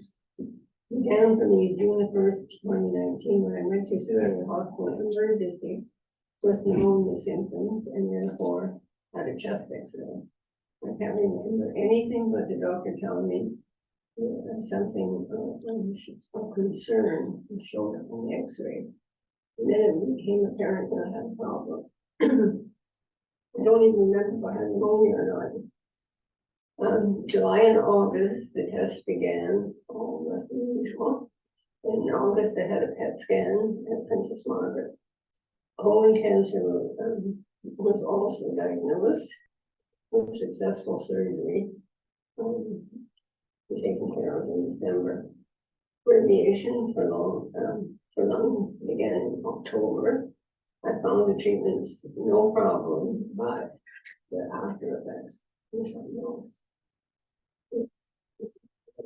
The worst part of this whole thing so far in 4 years. So following radiation, Dr. Spadafora kept up to follow us, and I remember her saying that my cancer was slow and stupid, so that was encouraging. The light at the end of the tunnel was when she prescribed Tagrisso as a chemo treatment by pill in October 2020. I believe this was literally a lifesaver for me. And the one time that regular chemo was attempted, I was unable to tolerate it. My experiences with cancer have allowed me to see how fortunate we are to have caring, dedicated staff. The hospital cancer clinic. It's awesome. Throughout this ordeal, I have been able to carry on and not make it my focus. I certainly get stressed at times when I realize I can't do what I used to do in a day. Hair is a mess, the nails are a mess, my overall appearance down to the tubes. But I feel fortunate to have so much faith in my care. I now have Dr. Febbraro, and she is on top of it all as well. She's great as well. I don't know how long this cancer will be central to a certain extent, but I am so lucky to have a loving family and friends for encouragement, kindness, and help. Thank you.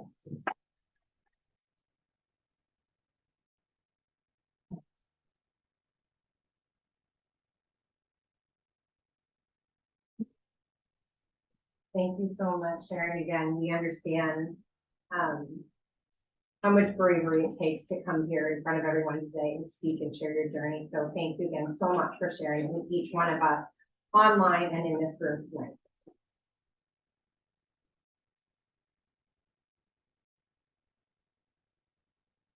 Okay, I'm going to call up our next speaker. We have Robert Rawn. Am I saying that right? Robert Ross? Rawn. Robert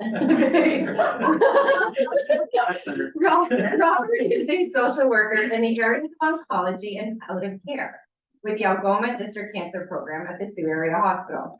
Robert has an honors degree in psychology from Laurentian University and a master's of social work degree from Grand Valley State University.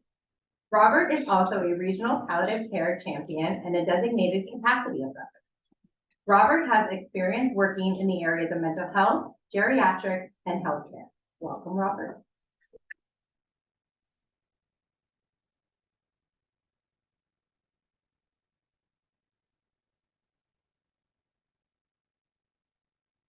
Well, thank you very much for everybody for coming today, and with a name like Rob Rawn, it's not your fault. So, we could start talking about Scanxiety and cancer care, and no, that's not a typo. It's one of those new hybrid words that people are kind of putting together to describe something that we didn't have a description before. It was kind of there, but nobody claimed it. So, next slide, please. So what is Scanxiety? Scanxiety is the increased level of stress, anxiety that a person feels before, after, and during a scan to diagnose, monitor, or check for recurrence of cancer. So we're talking about things like PET scans, MRIs, CT scans, those type of things. And the list at the bottom are really just other types of appointments that can really heighten the feeling of Scanxiety. Things like blood work, follow-up scopes, virtual consults, you name it. Those are the times where people really kind of start to identify with these things. Next slide. How common is Scanxiety? Well, a recent study in 2022 basically described that over half of people that are going through cancer care experience this. The most common types of cancer that people really present with this type of situation are largely colorectal, breast cancer, and lung, with almost 20% of people that are going through treatment and scans for lung cancer will have these type of situations come up. It also indicates that the height of people's anxiety and stress largely come from the waiting after the scan. That's kind of the most intense period for people. Can everyone hear me okay in the back as well? Because I'm pretty quiet. I won't pick up the mic until I drop it at the end. All right, so actually, does anyone really know in the audience what anxiety feels like? Can anyone tell me symptoms that people might think might be associated with it? Your heart beats in your chest. Exactly. Anyone else? Your stomach flutters. That is 100% true. We can move on to the next slide. So I won't name them all, but you can see them up on the screen. Hopefully, I made the font big enough. But you're right. Shaking, sweating, restlessness, muscle tightness, generally being on edge. But it's also a little bit more than that. This type of anxiety could really affect almost every part of your being, from your thoughts, your feelings, and your physical state. These are kind of what I like to describe as lower level symptoms of anxiety, like somebody might get from day-to-day activities, such as public speaking. But in general, if we move on to the next slide, we can see that these are the higher level symptoms of anxiety that I come across quite often when I get called in to see somebody. So anxiety attacks, feelings of doom or dread, shortness of breath to the point where people are starting to notice that you're having issues with breathing, dizziness or nausea, or even some cases things like diarrhea or vomiting, chest pains, heart palpitations. It's kind of interesting that when I do meet people that have been assessed by nurses, the first thing that people really say is, "Oh, I thought I was having a heart attack." Well, it might not be. Next slide, please. So, and these are kind of more the kind of social sides of anxiety that I see frequently. Trouble sleeping, headaches, loss of appetite, having kind of just this intense feeling of your mood kind of swinging up and down. It could be that you're withdrawn. It could be that you're kind of hyper intense with people, worrying. And these are worries that you can't really get rid of, which I call intrusive worries. So, day to day, if you're coming across something that makes you stressed out or anxious, you can be like, that's nothing, that's just stress. These are types of things that kind of really come in over and over and over again. You say, yes, I know that doesn't make sense, but why are they there? Oftentimes at nighttime, people kind of settle down for the night, and all of a sudden they're like, okay, that's back again, and it's back again, and it's back again.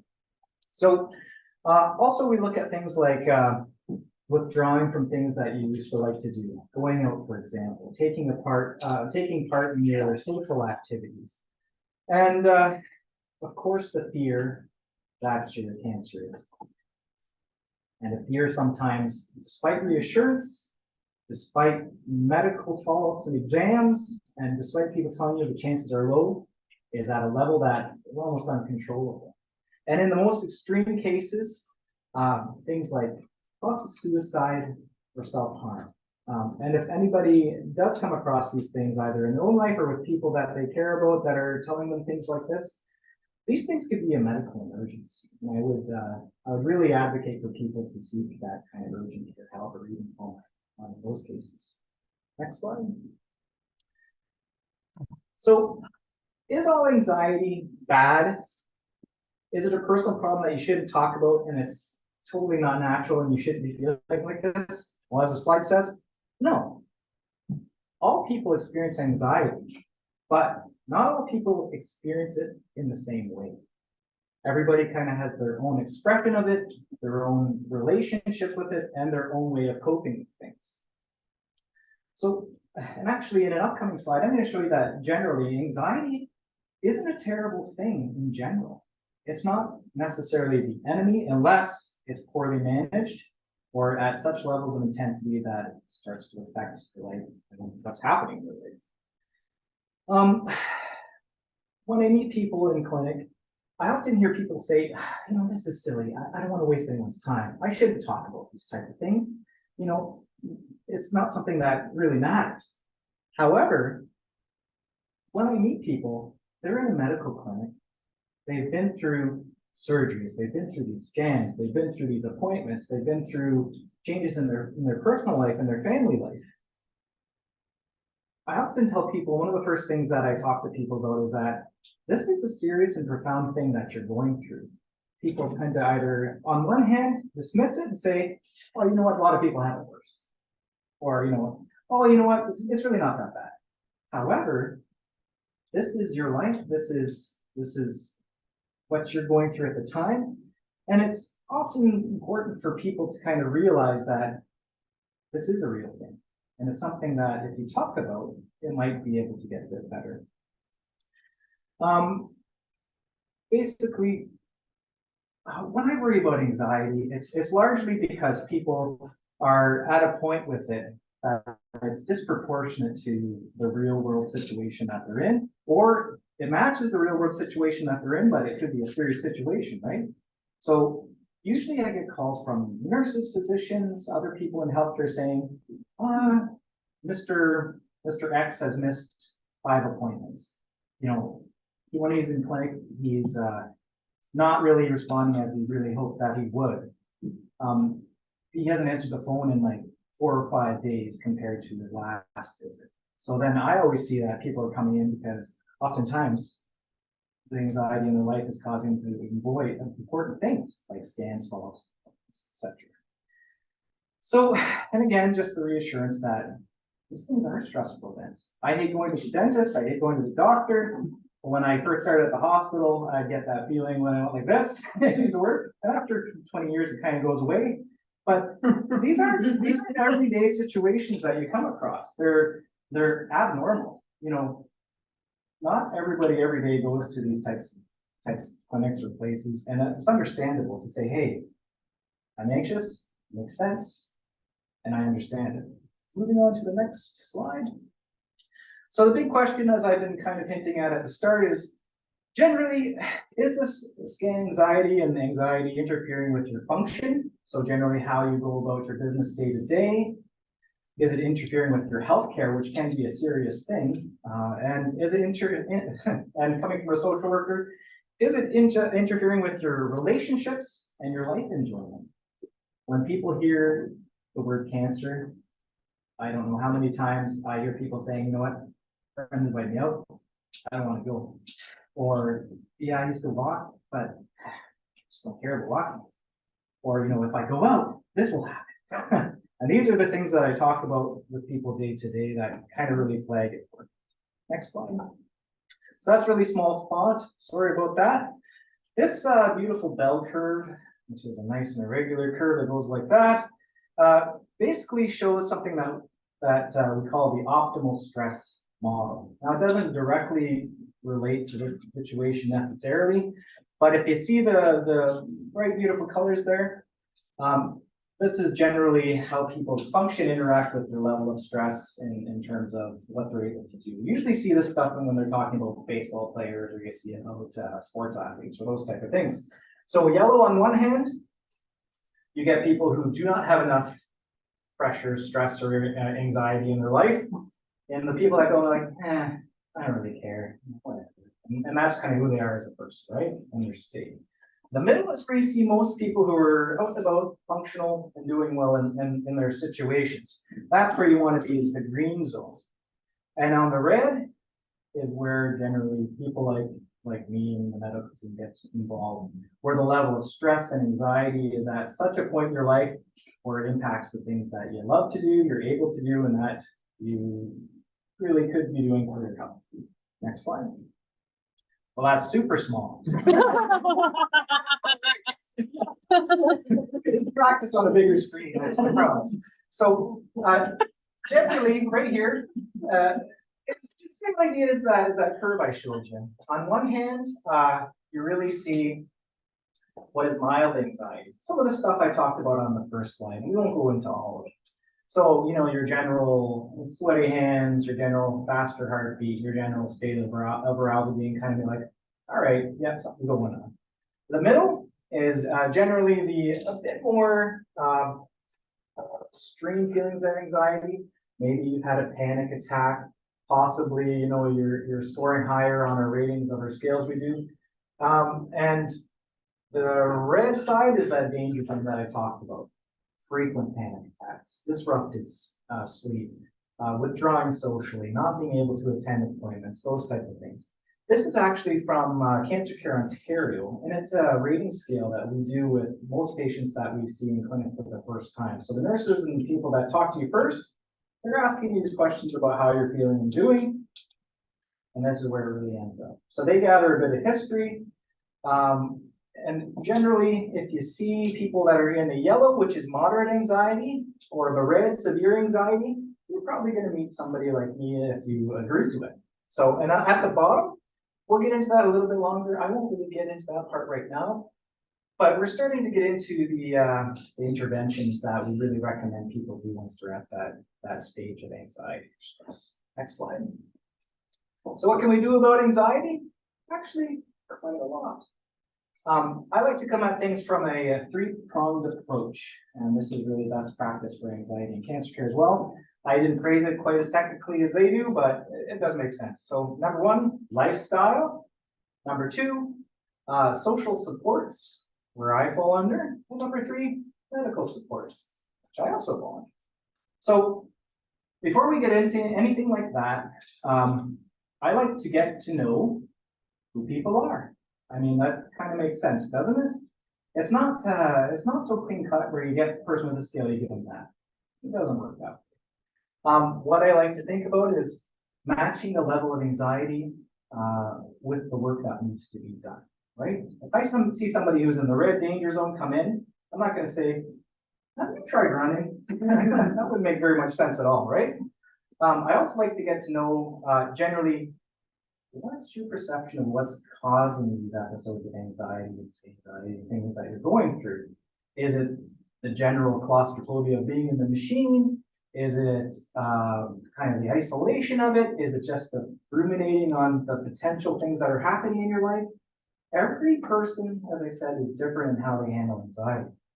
So, and one of the most important things is, what are you able, one, and comfortable and willing to do?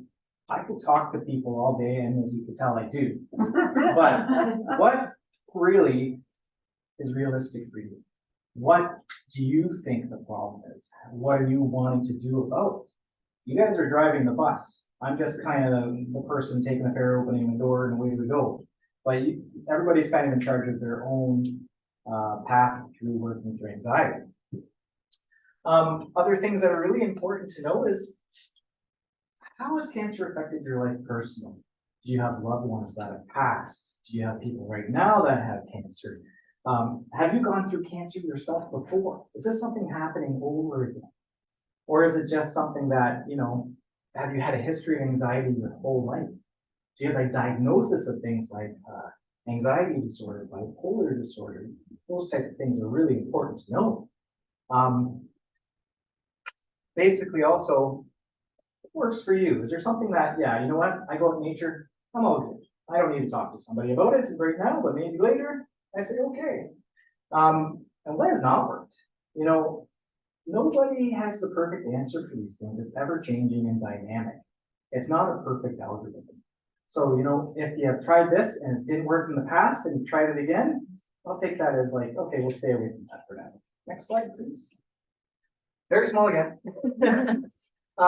So this is basically the answer to that screening question and the big beautiful colors you fall into. What really do we do about it, which I'll describe in the next couple slides. And as you can probably tell, green, easy peasy, everything's fine. We'll talk about daily life changes. We'll talk about things you can do for yourself, like, you know, have you tried art? Have you tried relaxation? Do you have people to talk to? Yellow, a bit more intense. Maybe we should talk about some of the more technical things we could do together to talk about anxiety. On the red side of things, do we need to call people like psychiatry? Do we need to take a look at the medications that you might have? Are there things that really we should take a look at to rule out other issues that could be causing anxiety as well? Next slide, please. So basic, repetitive, but this is the stuff that I talk about and everyone's like, yeah, I should be doing it. I should be doing it, right? So we're talking about things like diet, exercise, sleep, life enjoyment, reducing habits that cause anxiety, alcohol and drugs. People sometimes cope with these type of things. Generally, I find that short term might feel good, might be okay. Research and everything backs up that over time it could compound your anxiety in general. Be maladaptive. Smoking and marijuana, Gavin did an excellent job in talking about marijuana. One thing that I might add is that if people are taking natural supplements or remedies for things like anxiety, read the ingredients or talk to your pharmacist. Sometimes actually these type of remedies have things like cannabinoids in them and you don't know. So people come in, they're like, man, I started taking this wellness pill.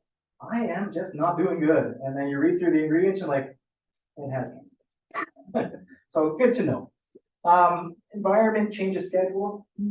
Practical things you can do day to day, like do you need your scans or tests or follow-ups early in the morning?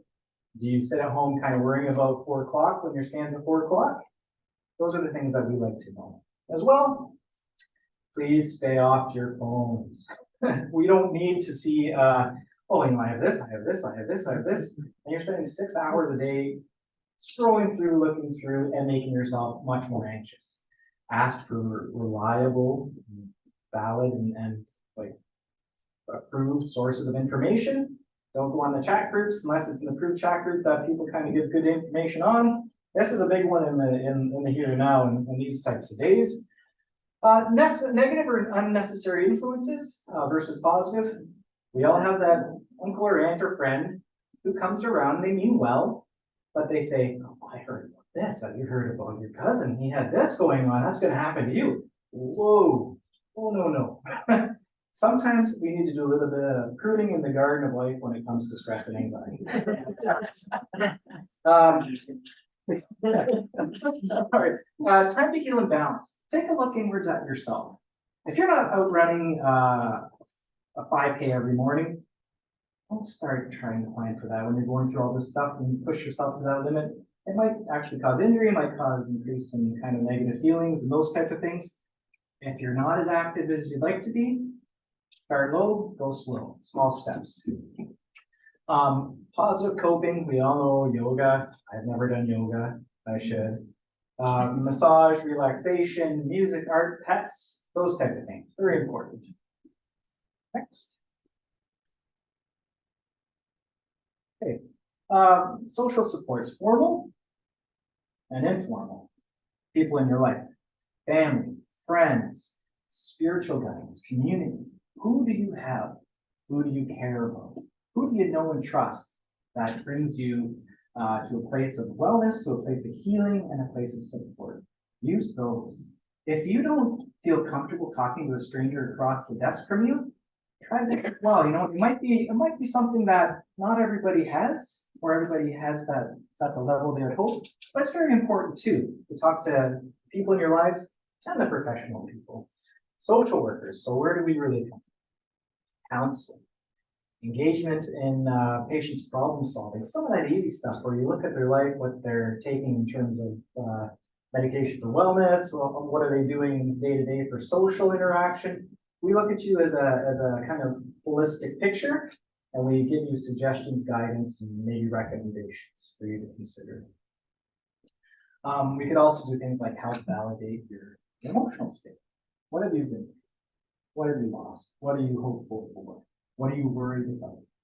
We talk about those things, and we bounce ideas off each other in a bit of a give and take relationship. I'm not a very good dictator. I like to kind of hear what people have to say and get feedback on that and work with them. Coping skills, how to kind of handle the day-to-day, the interactions with people. Say you go out, the question, how are you? We all get that, right? How do we work with that type of stuff to keeping on as best as we can? And generally, working with the system, and making the proper referrals. So if a psychologist is important in your care, if a social worker that specializes in one thing or another is important in your care, we do try to help you connect with that. Go ahead. So some available tools that we really have at our disposal. I'm sure most people in the room have heard about these things, and some of them are quite nitty-gritty technical. Others are just kind of practices of self-care, like mindfulness, really kind of being in the now, learning the skills and techniques to get awareness of yourself, body, mind, and emotions, right? Relaxation techniques, we talked about that a little bit, breathing exercises. And one thing, especially when you're working with people that do have lung cancer, talk to your physician as well. You know, sometimes some of the more intensive exercises, activities can be a bit difficult for the condition you have. Make sure they match up. Cognitive behavioral therapy. These are kind of the big guns that we have at our disposal.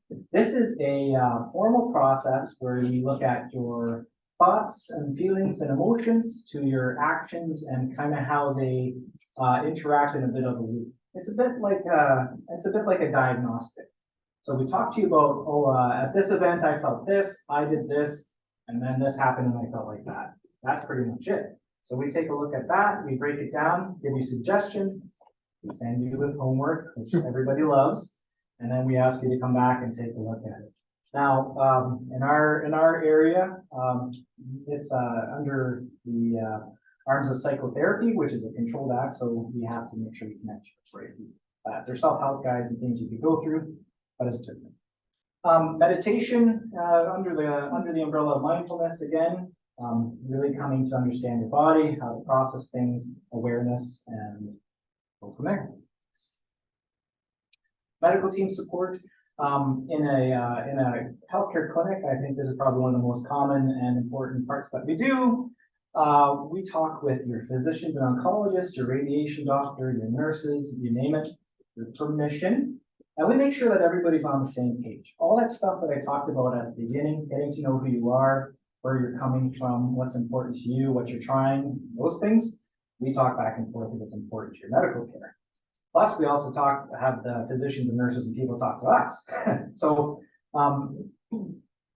that screening at the beginning, honest and open communication. Everybody has their own way of sharing. Some people aren't ready or they're not able to share exactly how they're feeling. But we really want to make sure that we understand what's happening. Process changes, like I said, is anxiety relating to your scans, relating to getting there? Is it the timing? Is it the physical sensation? You name it. We try to help kind of limit those things. One example is like if you have needle phobia. Some scans and things you might need to get a needle. Recent example is a numbing cream.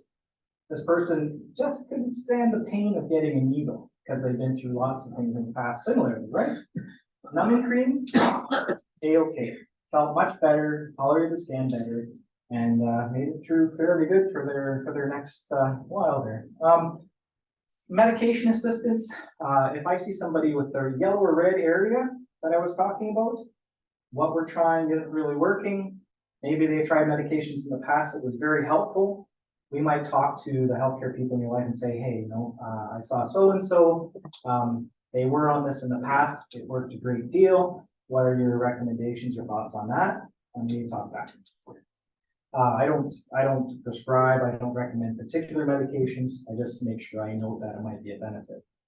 Alternative causes, talking to your medical team about things that might be causing anxiety. A lot of stuff can look like anxiety, but it might be something else that's kind of happening in your healthcare. Are there changes that might be affecting your arousal state? Are there changes that might be really related to your cancer compared to your anxiety, and vice versa? And education. Some people say, I want to learn everything about everything all at once. Other people say, I don't want to know that. Just kind of put me through that scan and then I'm going home. So understanding what you want to know, what you don't want to know, and why can be very important in helping you gain an understanding of what you're going through, which might reduce your anxiety and make the scans and those things much easier. Next question. So, in ending, this is something that I kind of really like, everybody can see that. I visit with them pretty much every time they're in the hospital. This is a program through Volunteer Resource and I think St. John's Ambulance in the hospital that is pet therapy. So oftentimes people might want either a comfort person with them, or in this case, a four-legged friend that looks really happy. Let us know. You know what? If you're sitting there and you're just kind of not knowing what to do, you're clutching your fist and you're shaking and those type of things. Oftentimes, unless you have a phobia of dogs, let us know that also. Oftentimes, you know, our four-legged friend here might make a world of difference, right? Having a companion. That's something I really didn't mention before, but having a comfort person with you, having music you like, having a TV show you can watch to distract yourself, or even having someone like a social worker sit with you that's not directly attached to your personal life. That's absolutely stuff we can talk about. Make sure that this goes as smoothly as possible. The things that are important, they're anxiety inducing, well, we can have control of this together and make sure we make it. Other than that, that's it. Thank you very much for listening.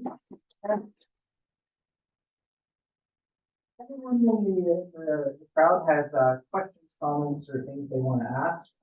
I included my personal information that I'm more than happy to talk anytime, either by phone or you email me, I call you back. Okay. Questions? Yeah, I was interested in that chart you had on, it was the yellow, green, red. Yeah. And I was just reflecting back on my experience. Yeah. And when I was told I had cancer, it's like life just starts going in slow motion. And you don't know how you feel because you're in shock. And then the next thing is all the appointments, the doctor's appointments, all the appointments for this and that. And Yeah. I think it takes like probably 3 or 4 weeks before it starts to settle in your head. Absolutely. And so I think that the yellow assessment can last at least a month before somebody really knows how they even feel. Right. Right. And sometimes, you know, we could ask the questions about anxiety, but when people are in the early stages of that shock and grief and confusion, the person who's sitting there quietly, just kind of minding their own business, kind of doing their own thing, might be in as equally an anxious and stressful state as somebody who's pacing and worrying and wondering. Yeah. And it's a fluid thing. This isn't just like, okay, you're anxious or you're not at this time. And you're not anxious, but it's like, what's going on? I know. It's almost like shell shock. Yeah. Yeah, absolutely. Good point. Anyone else up there? Oh, you first. I'm not a cancer patient, but Sure. you're talking about Dr. Google and anxiety. Oh, yes. When COVID first hit, Oh, we man. got bombarded with so much information and I had to beg my husband to shut the TV off. And I was getting very anxious. And because, you know, you have grandchildren and, you know, you worry about everything. And I blew it way out of proportion, which is something I don't normally do. But I took one friend who had worked in public health for 30 years. And I said, you're my source. And I shut everything else off. Trusted source is a good thing. And she was reliable, you know, and, but social media was terrible at that time. And imagine as a cancer patient, Dr. Google could raise your anxiety as well. And one of the interesting things about that as well is people who have anxiety, who research anxiety, that's a slippery, that's down the rabbit hole. So you're a good point, right? I was just gonna say from my experience with both my brother and my mother, who I have lost to lung cancer. The social work team was amazing. Dr. Booth was over the moon, making a negative into a blessing and a positive. But the clinic itself just coordinating the appointments, you know, so that you didn't have to go and come back and go and come back or do, you know, 3 in a week. Like they were so compassionate about saying, I see you're here for this scan. Maybe we can fit this in and we'll try and put them an hour apart, you know, and So I was grateful for that. Because the appointments, like this gentleman said, are just like over the top in the initial first month, like bang, bang, bang, bang, bang. But the coordination and the compassion and the care of the cancer clinic and trying to make it as best, was a good memory for me. Thank you very much for sharing that. That's absolutely something to think about too. I mean, getting overwhelmed with everything and not knowing where to go, what to do, a little bit of that compassion, even from a smile from somebody that comes to see you, that can make a day of difference. The staff at the hospital here is just fantastic, and nothing but good things. Well, that's a good thing. I appreciate that. We haven't met you though. After 9 and better. Thank you very much. The last thing I'll say before I go is, oftentimes I walk around the clinic and I see people that I know have these types of feelings about their scans and anxiety. And a good chunk of my day, don't tell my office over there, a good chunk of my day is just checking in, saying, hey, what's going on? What's going on? And they always either tell me like, I'll say, okay, here, or there might be those times where those check-ins from staff and people are the difference in the day too. That makes their healthcare better, their appointments better, their treatment better. So humanity and healthcare is an important thing, but thank you very much for listening. Any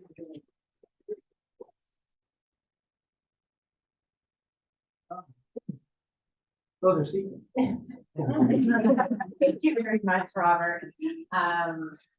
And it is so nice to hear you guys speak so highly of your hospital here in the Sault and the phenomenal oncologists and staff and supportive staff that you guys have here. So I hope that makes you guys feel very proud to hear that. I'm going to do a quick plug just because we're talking about anxiety, but Lung Cancer Canada also offers some phenomenal support groups. They are virtual, of course, but we have them for persons living with lung cancer, but also for care partners specific too. So please take a look at our website, and if that's of interest to you, speak to me or Julia as well.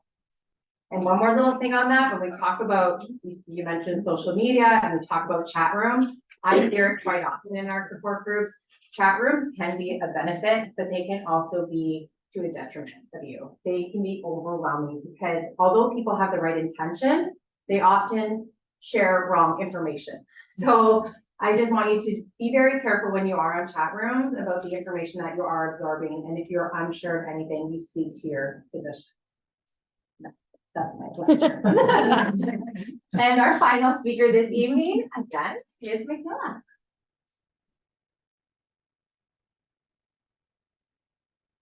Okay, so I didn't have plans to speak twice. I really tried to get somebody else to do this talk.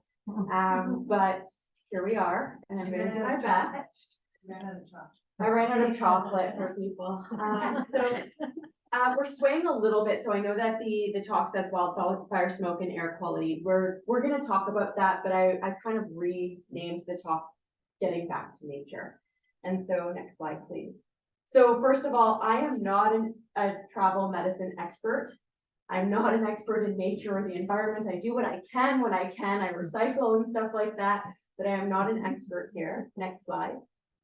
Everything I know about being in nature and becoming a true outdoor northerner has come from my husband. That's just like you. and my dog. Yeah, so my husband used to be an M&R forest firefighter. And so a lot of what we're talking about today has been influenced by the lectures that I've gotten while we've been out in the bush. So today we're going to talk about air quality. We're going to talk a little bit about COVID because I feel like it's topical right now. And we're going to talk about things to consider when and if you start traveling again.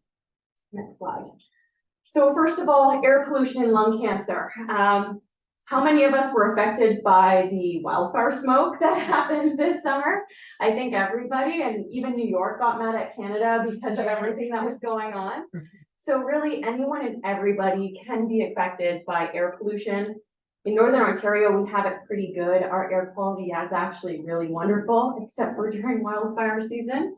So anybody can be affected by the air. And the main reason why we're affected is because air pollution can be an irritant to our lungs. And symptoms of this include shortness of breath, cough, wheezing, exacerbations in your COPD or asthma symptoms, and chest pain.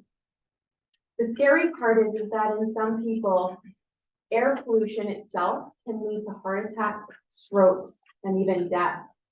And in somebody who has lung cancer, I'm not trying to scare you, even people that have diagnoses of asthma or COPD or have known reactive airways, they're even more susceptible to these changes in the air quality. And these changes can be life-threatening. Next slide. So how do we protect ourselves? I don't know if any of you guys had the Weather Network app. I do, and I check it religiously, mainly because I'm always wondering if there's going to be snow in July and I have to put my winter tires on. But in the summertime, the Weather Network app actually started having this new little button that you can click for air quality. And you would see colors from like green to that nasty red on the other side. And this is something that we have in Ontario available to us to kind of know how good is the air, how safe is it for us to go outside. So the first thing I'd say to protect yourself is educate yourself on what it actually is outside. And even though it may look clear to you, it may actually not be very safe for you to go outside. The second thing is avoid areas of high pollution. And in most of the literature, you're going to see like highways.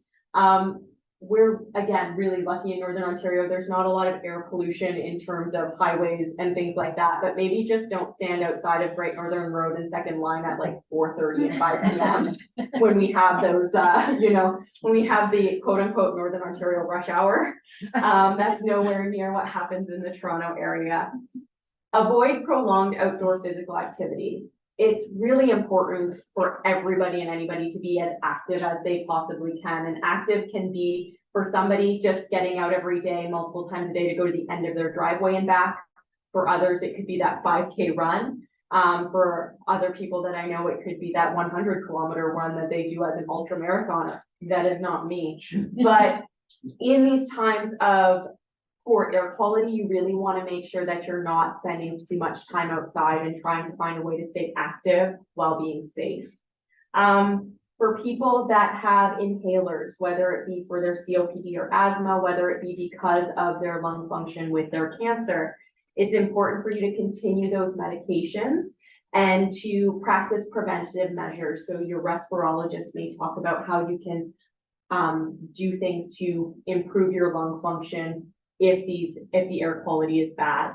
If you're on oxygen, you may need to up that oxygen. It's really important that if that is the case, you let your healthcare team know that you've needed to go up on your oxygen, because we want to make sure that we're seeing your lungs improve once the air gets better. Next slide. I'm also going to talk to you a little bit about COVID and lung cancer. So COVID is very topical. Unfortunately, COVID has not gone away. COVID is not over. It is something that we are learning to live with. And in the summer times or the nicer weather periods, we don't hear COVID very often, and that's because people are outside. They're able to socially distance. They're able to not be packed in like sardines. But this time of year is especially bad for COVID. It's also especially bad for the flu because people are coming back inside. They're seeing more people in a tighter quarters.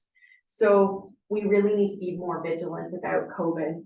Why am I bringing this up for people with lung cancer? And I'm not trying to single out lung cancer. It's just that we're talking about lung cancer today. But people with cancer in their lungs, or anybody that has issues with their lung health to begin with, are at higher risk when it comes to contracting COVID and having higher risk for poor outcomes with COVID. So becoming infected, requiring hospitalization, maybe requiring ICU level care, whether it be a more specific mask that pushes high pressure air into your lungs, or being intubated, so on a breathing machine. And individuals are actually at a higher risk for developing long COVID. So if we can do things, next slide, to prevent COVID, that would be our best next step. So how do we protect ourselves against COVID? Well, we're wearing a well-fitted mask. Thankfully, I think today we're fairly spread out. We've got some good airflow and ventilation. But if you're in an area where, Black Friday is gonna be coming up shortly, and you're packed into the stores and everybody's not able to socially distance, wearing a well-fitted mask. If you're gonna be on a plane, making sure that you're wearing a mask, because you can't really distance yourself from somebody. When it comes to masks, a mask is better than no mask, but if you can find a mask that says KN95 on it, that's better than just the regular surgical masks. And the reason for that is because KN95 means that it's filtering out about 95% of the particulate matter that you're breathing in, so it provides that extra little bit of safety. Practice social distancing when you can. Try to avoid crowds and poorly ventilated indoor spaces. Practice proper hand hygiene. Now that sounds pretty simple, but it's one of those things that I thought was really interesting when I saw a video. So there was a video, I didn't embed it in the slides, of people that washed their hands, and then they used a lotion that was actually a UV lotion, so you could put a black light on it and you could see where everybody touched.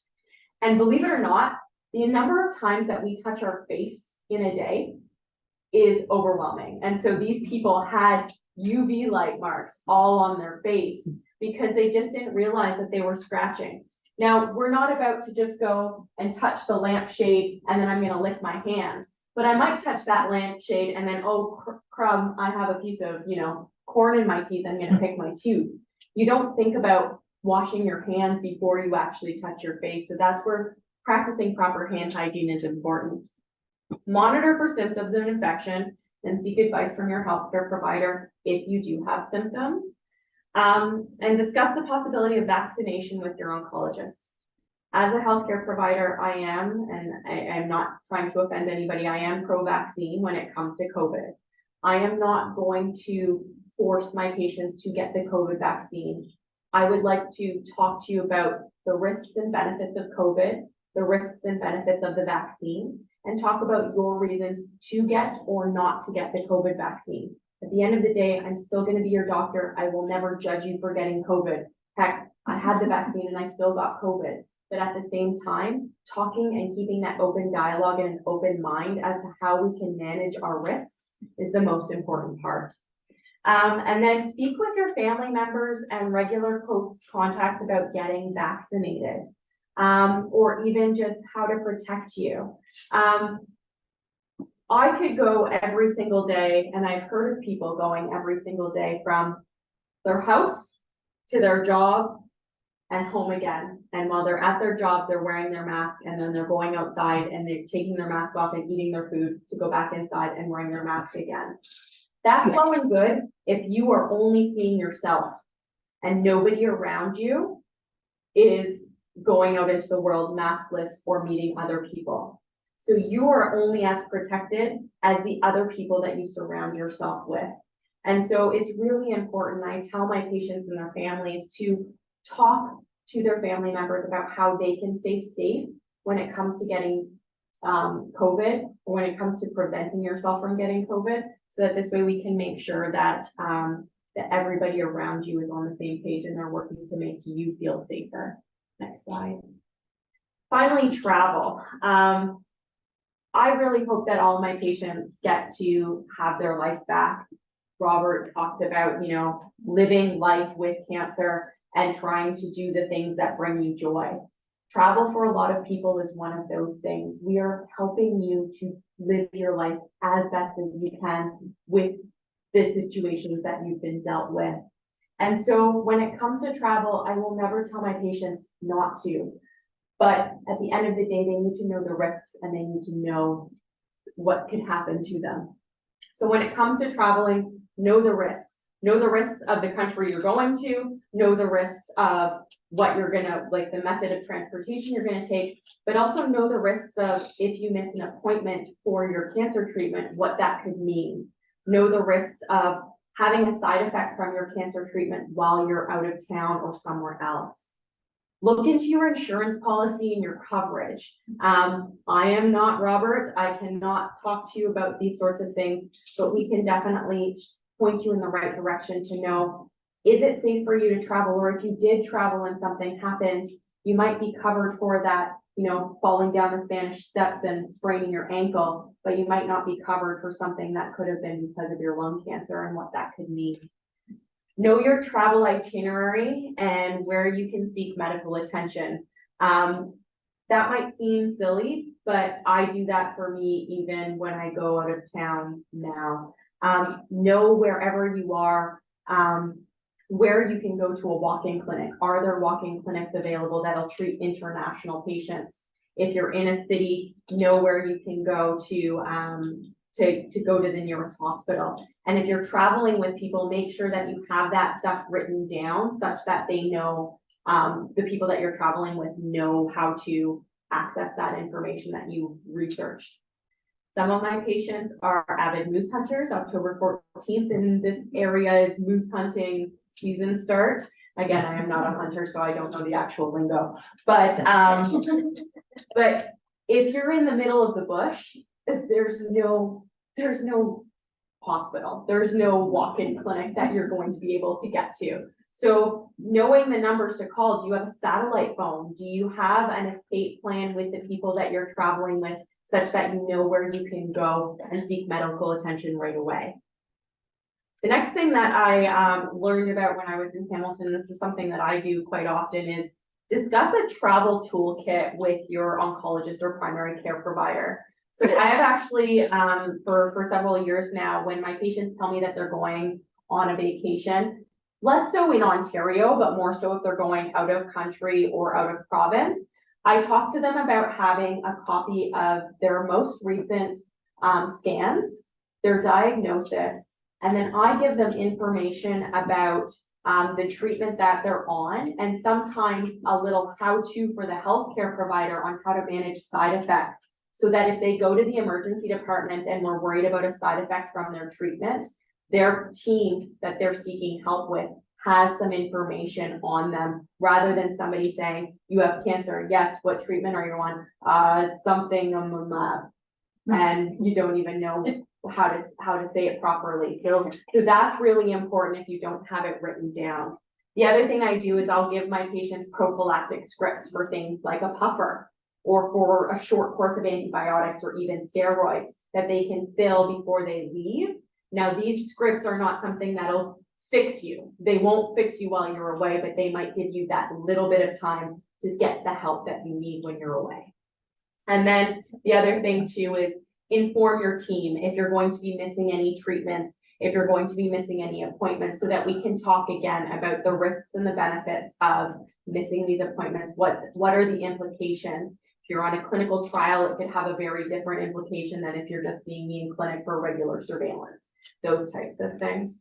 So things to consider when you're trying to get back to nature and get back into the world. And I'm going to give you one last, next slide, one last picture of my two little cute for enjoying nature. So this is my 14-month-old puppy Tazo, and she says thank you and be safe. So.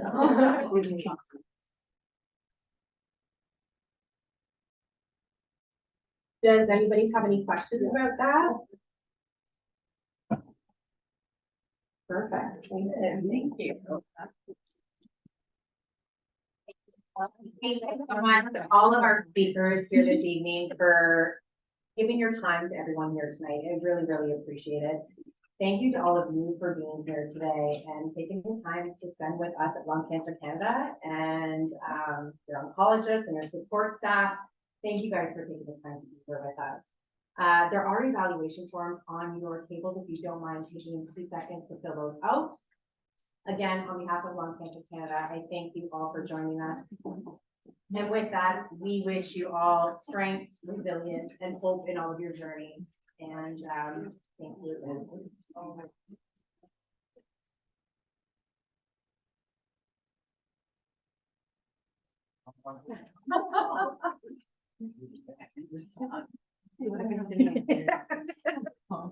First,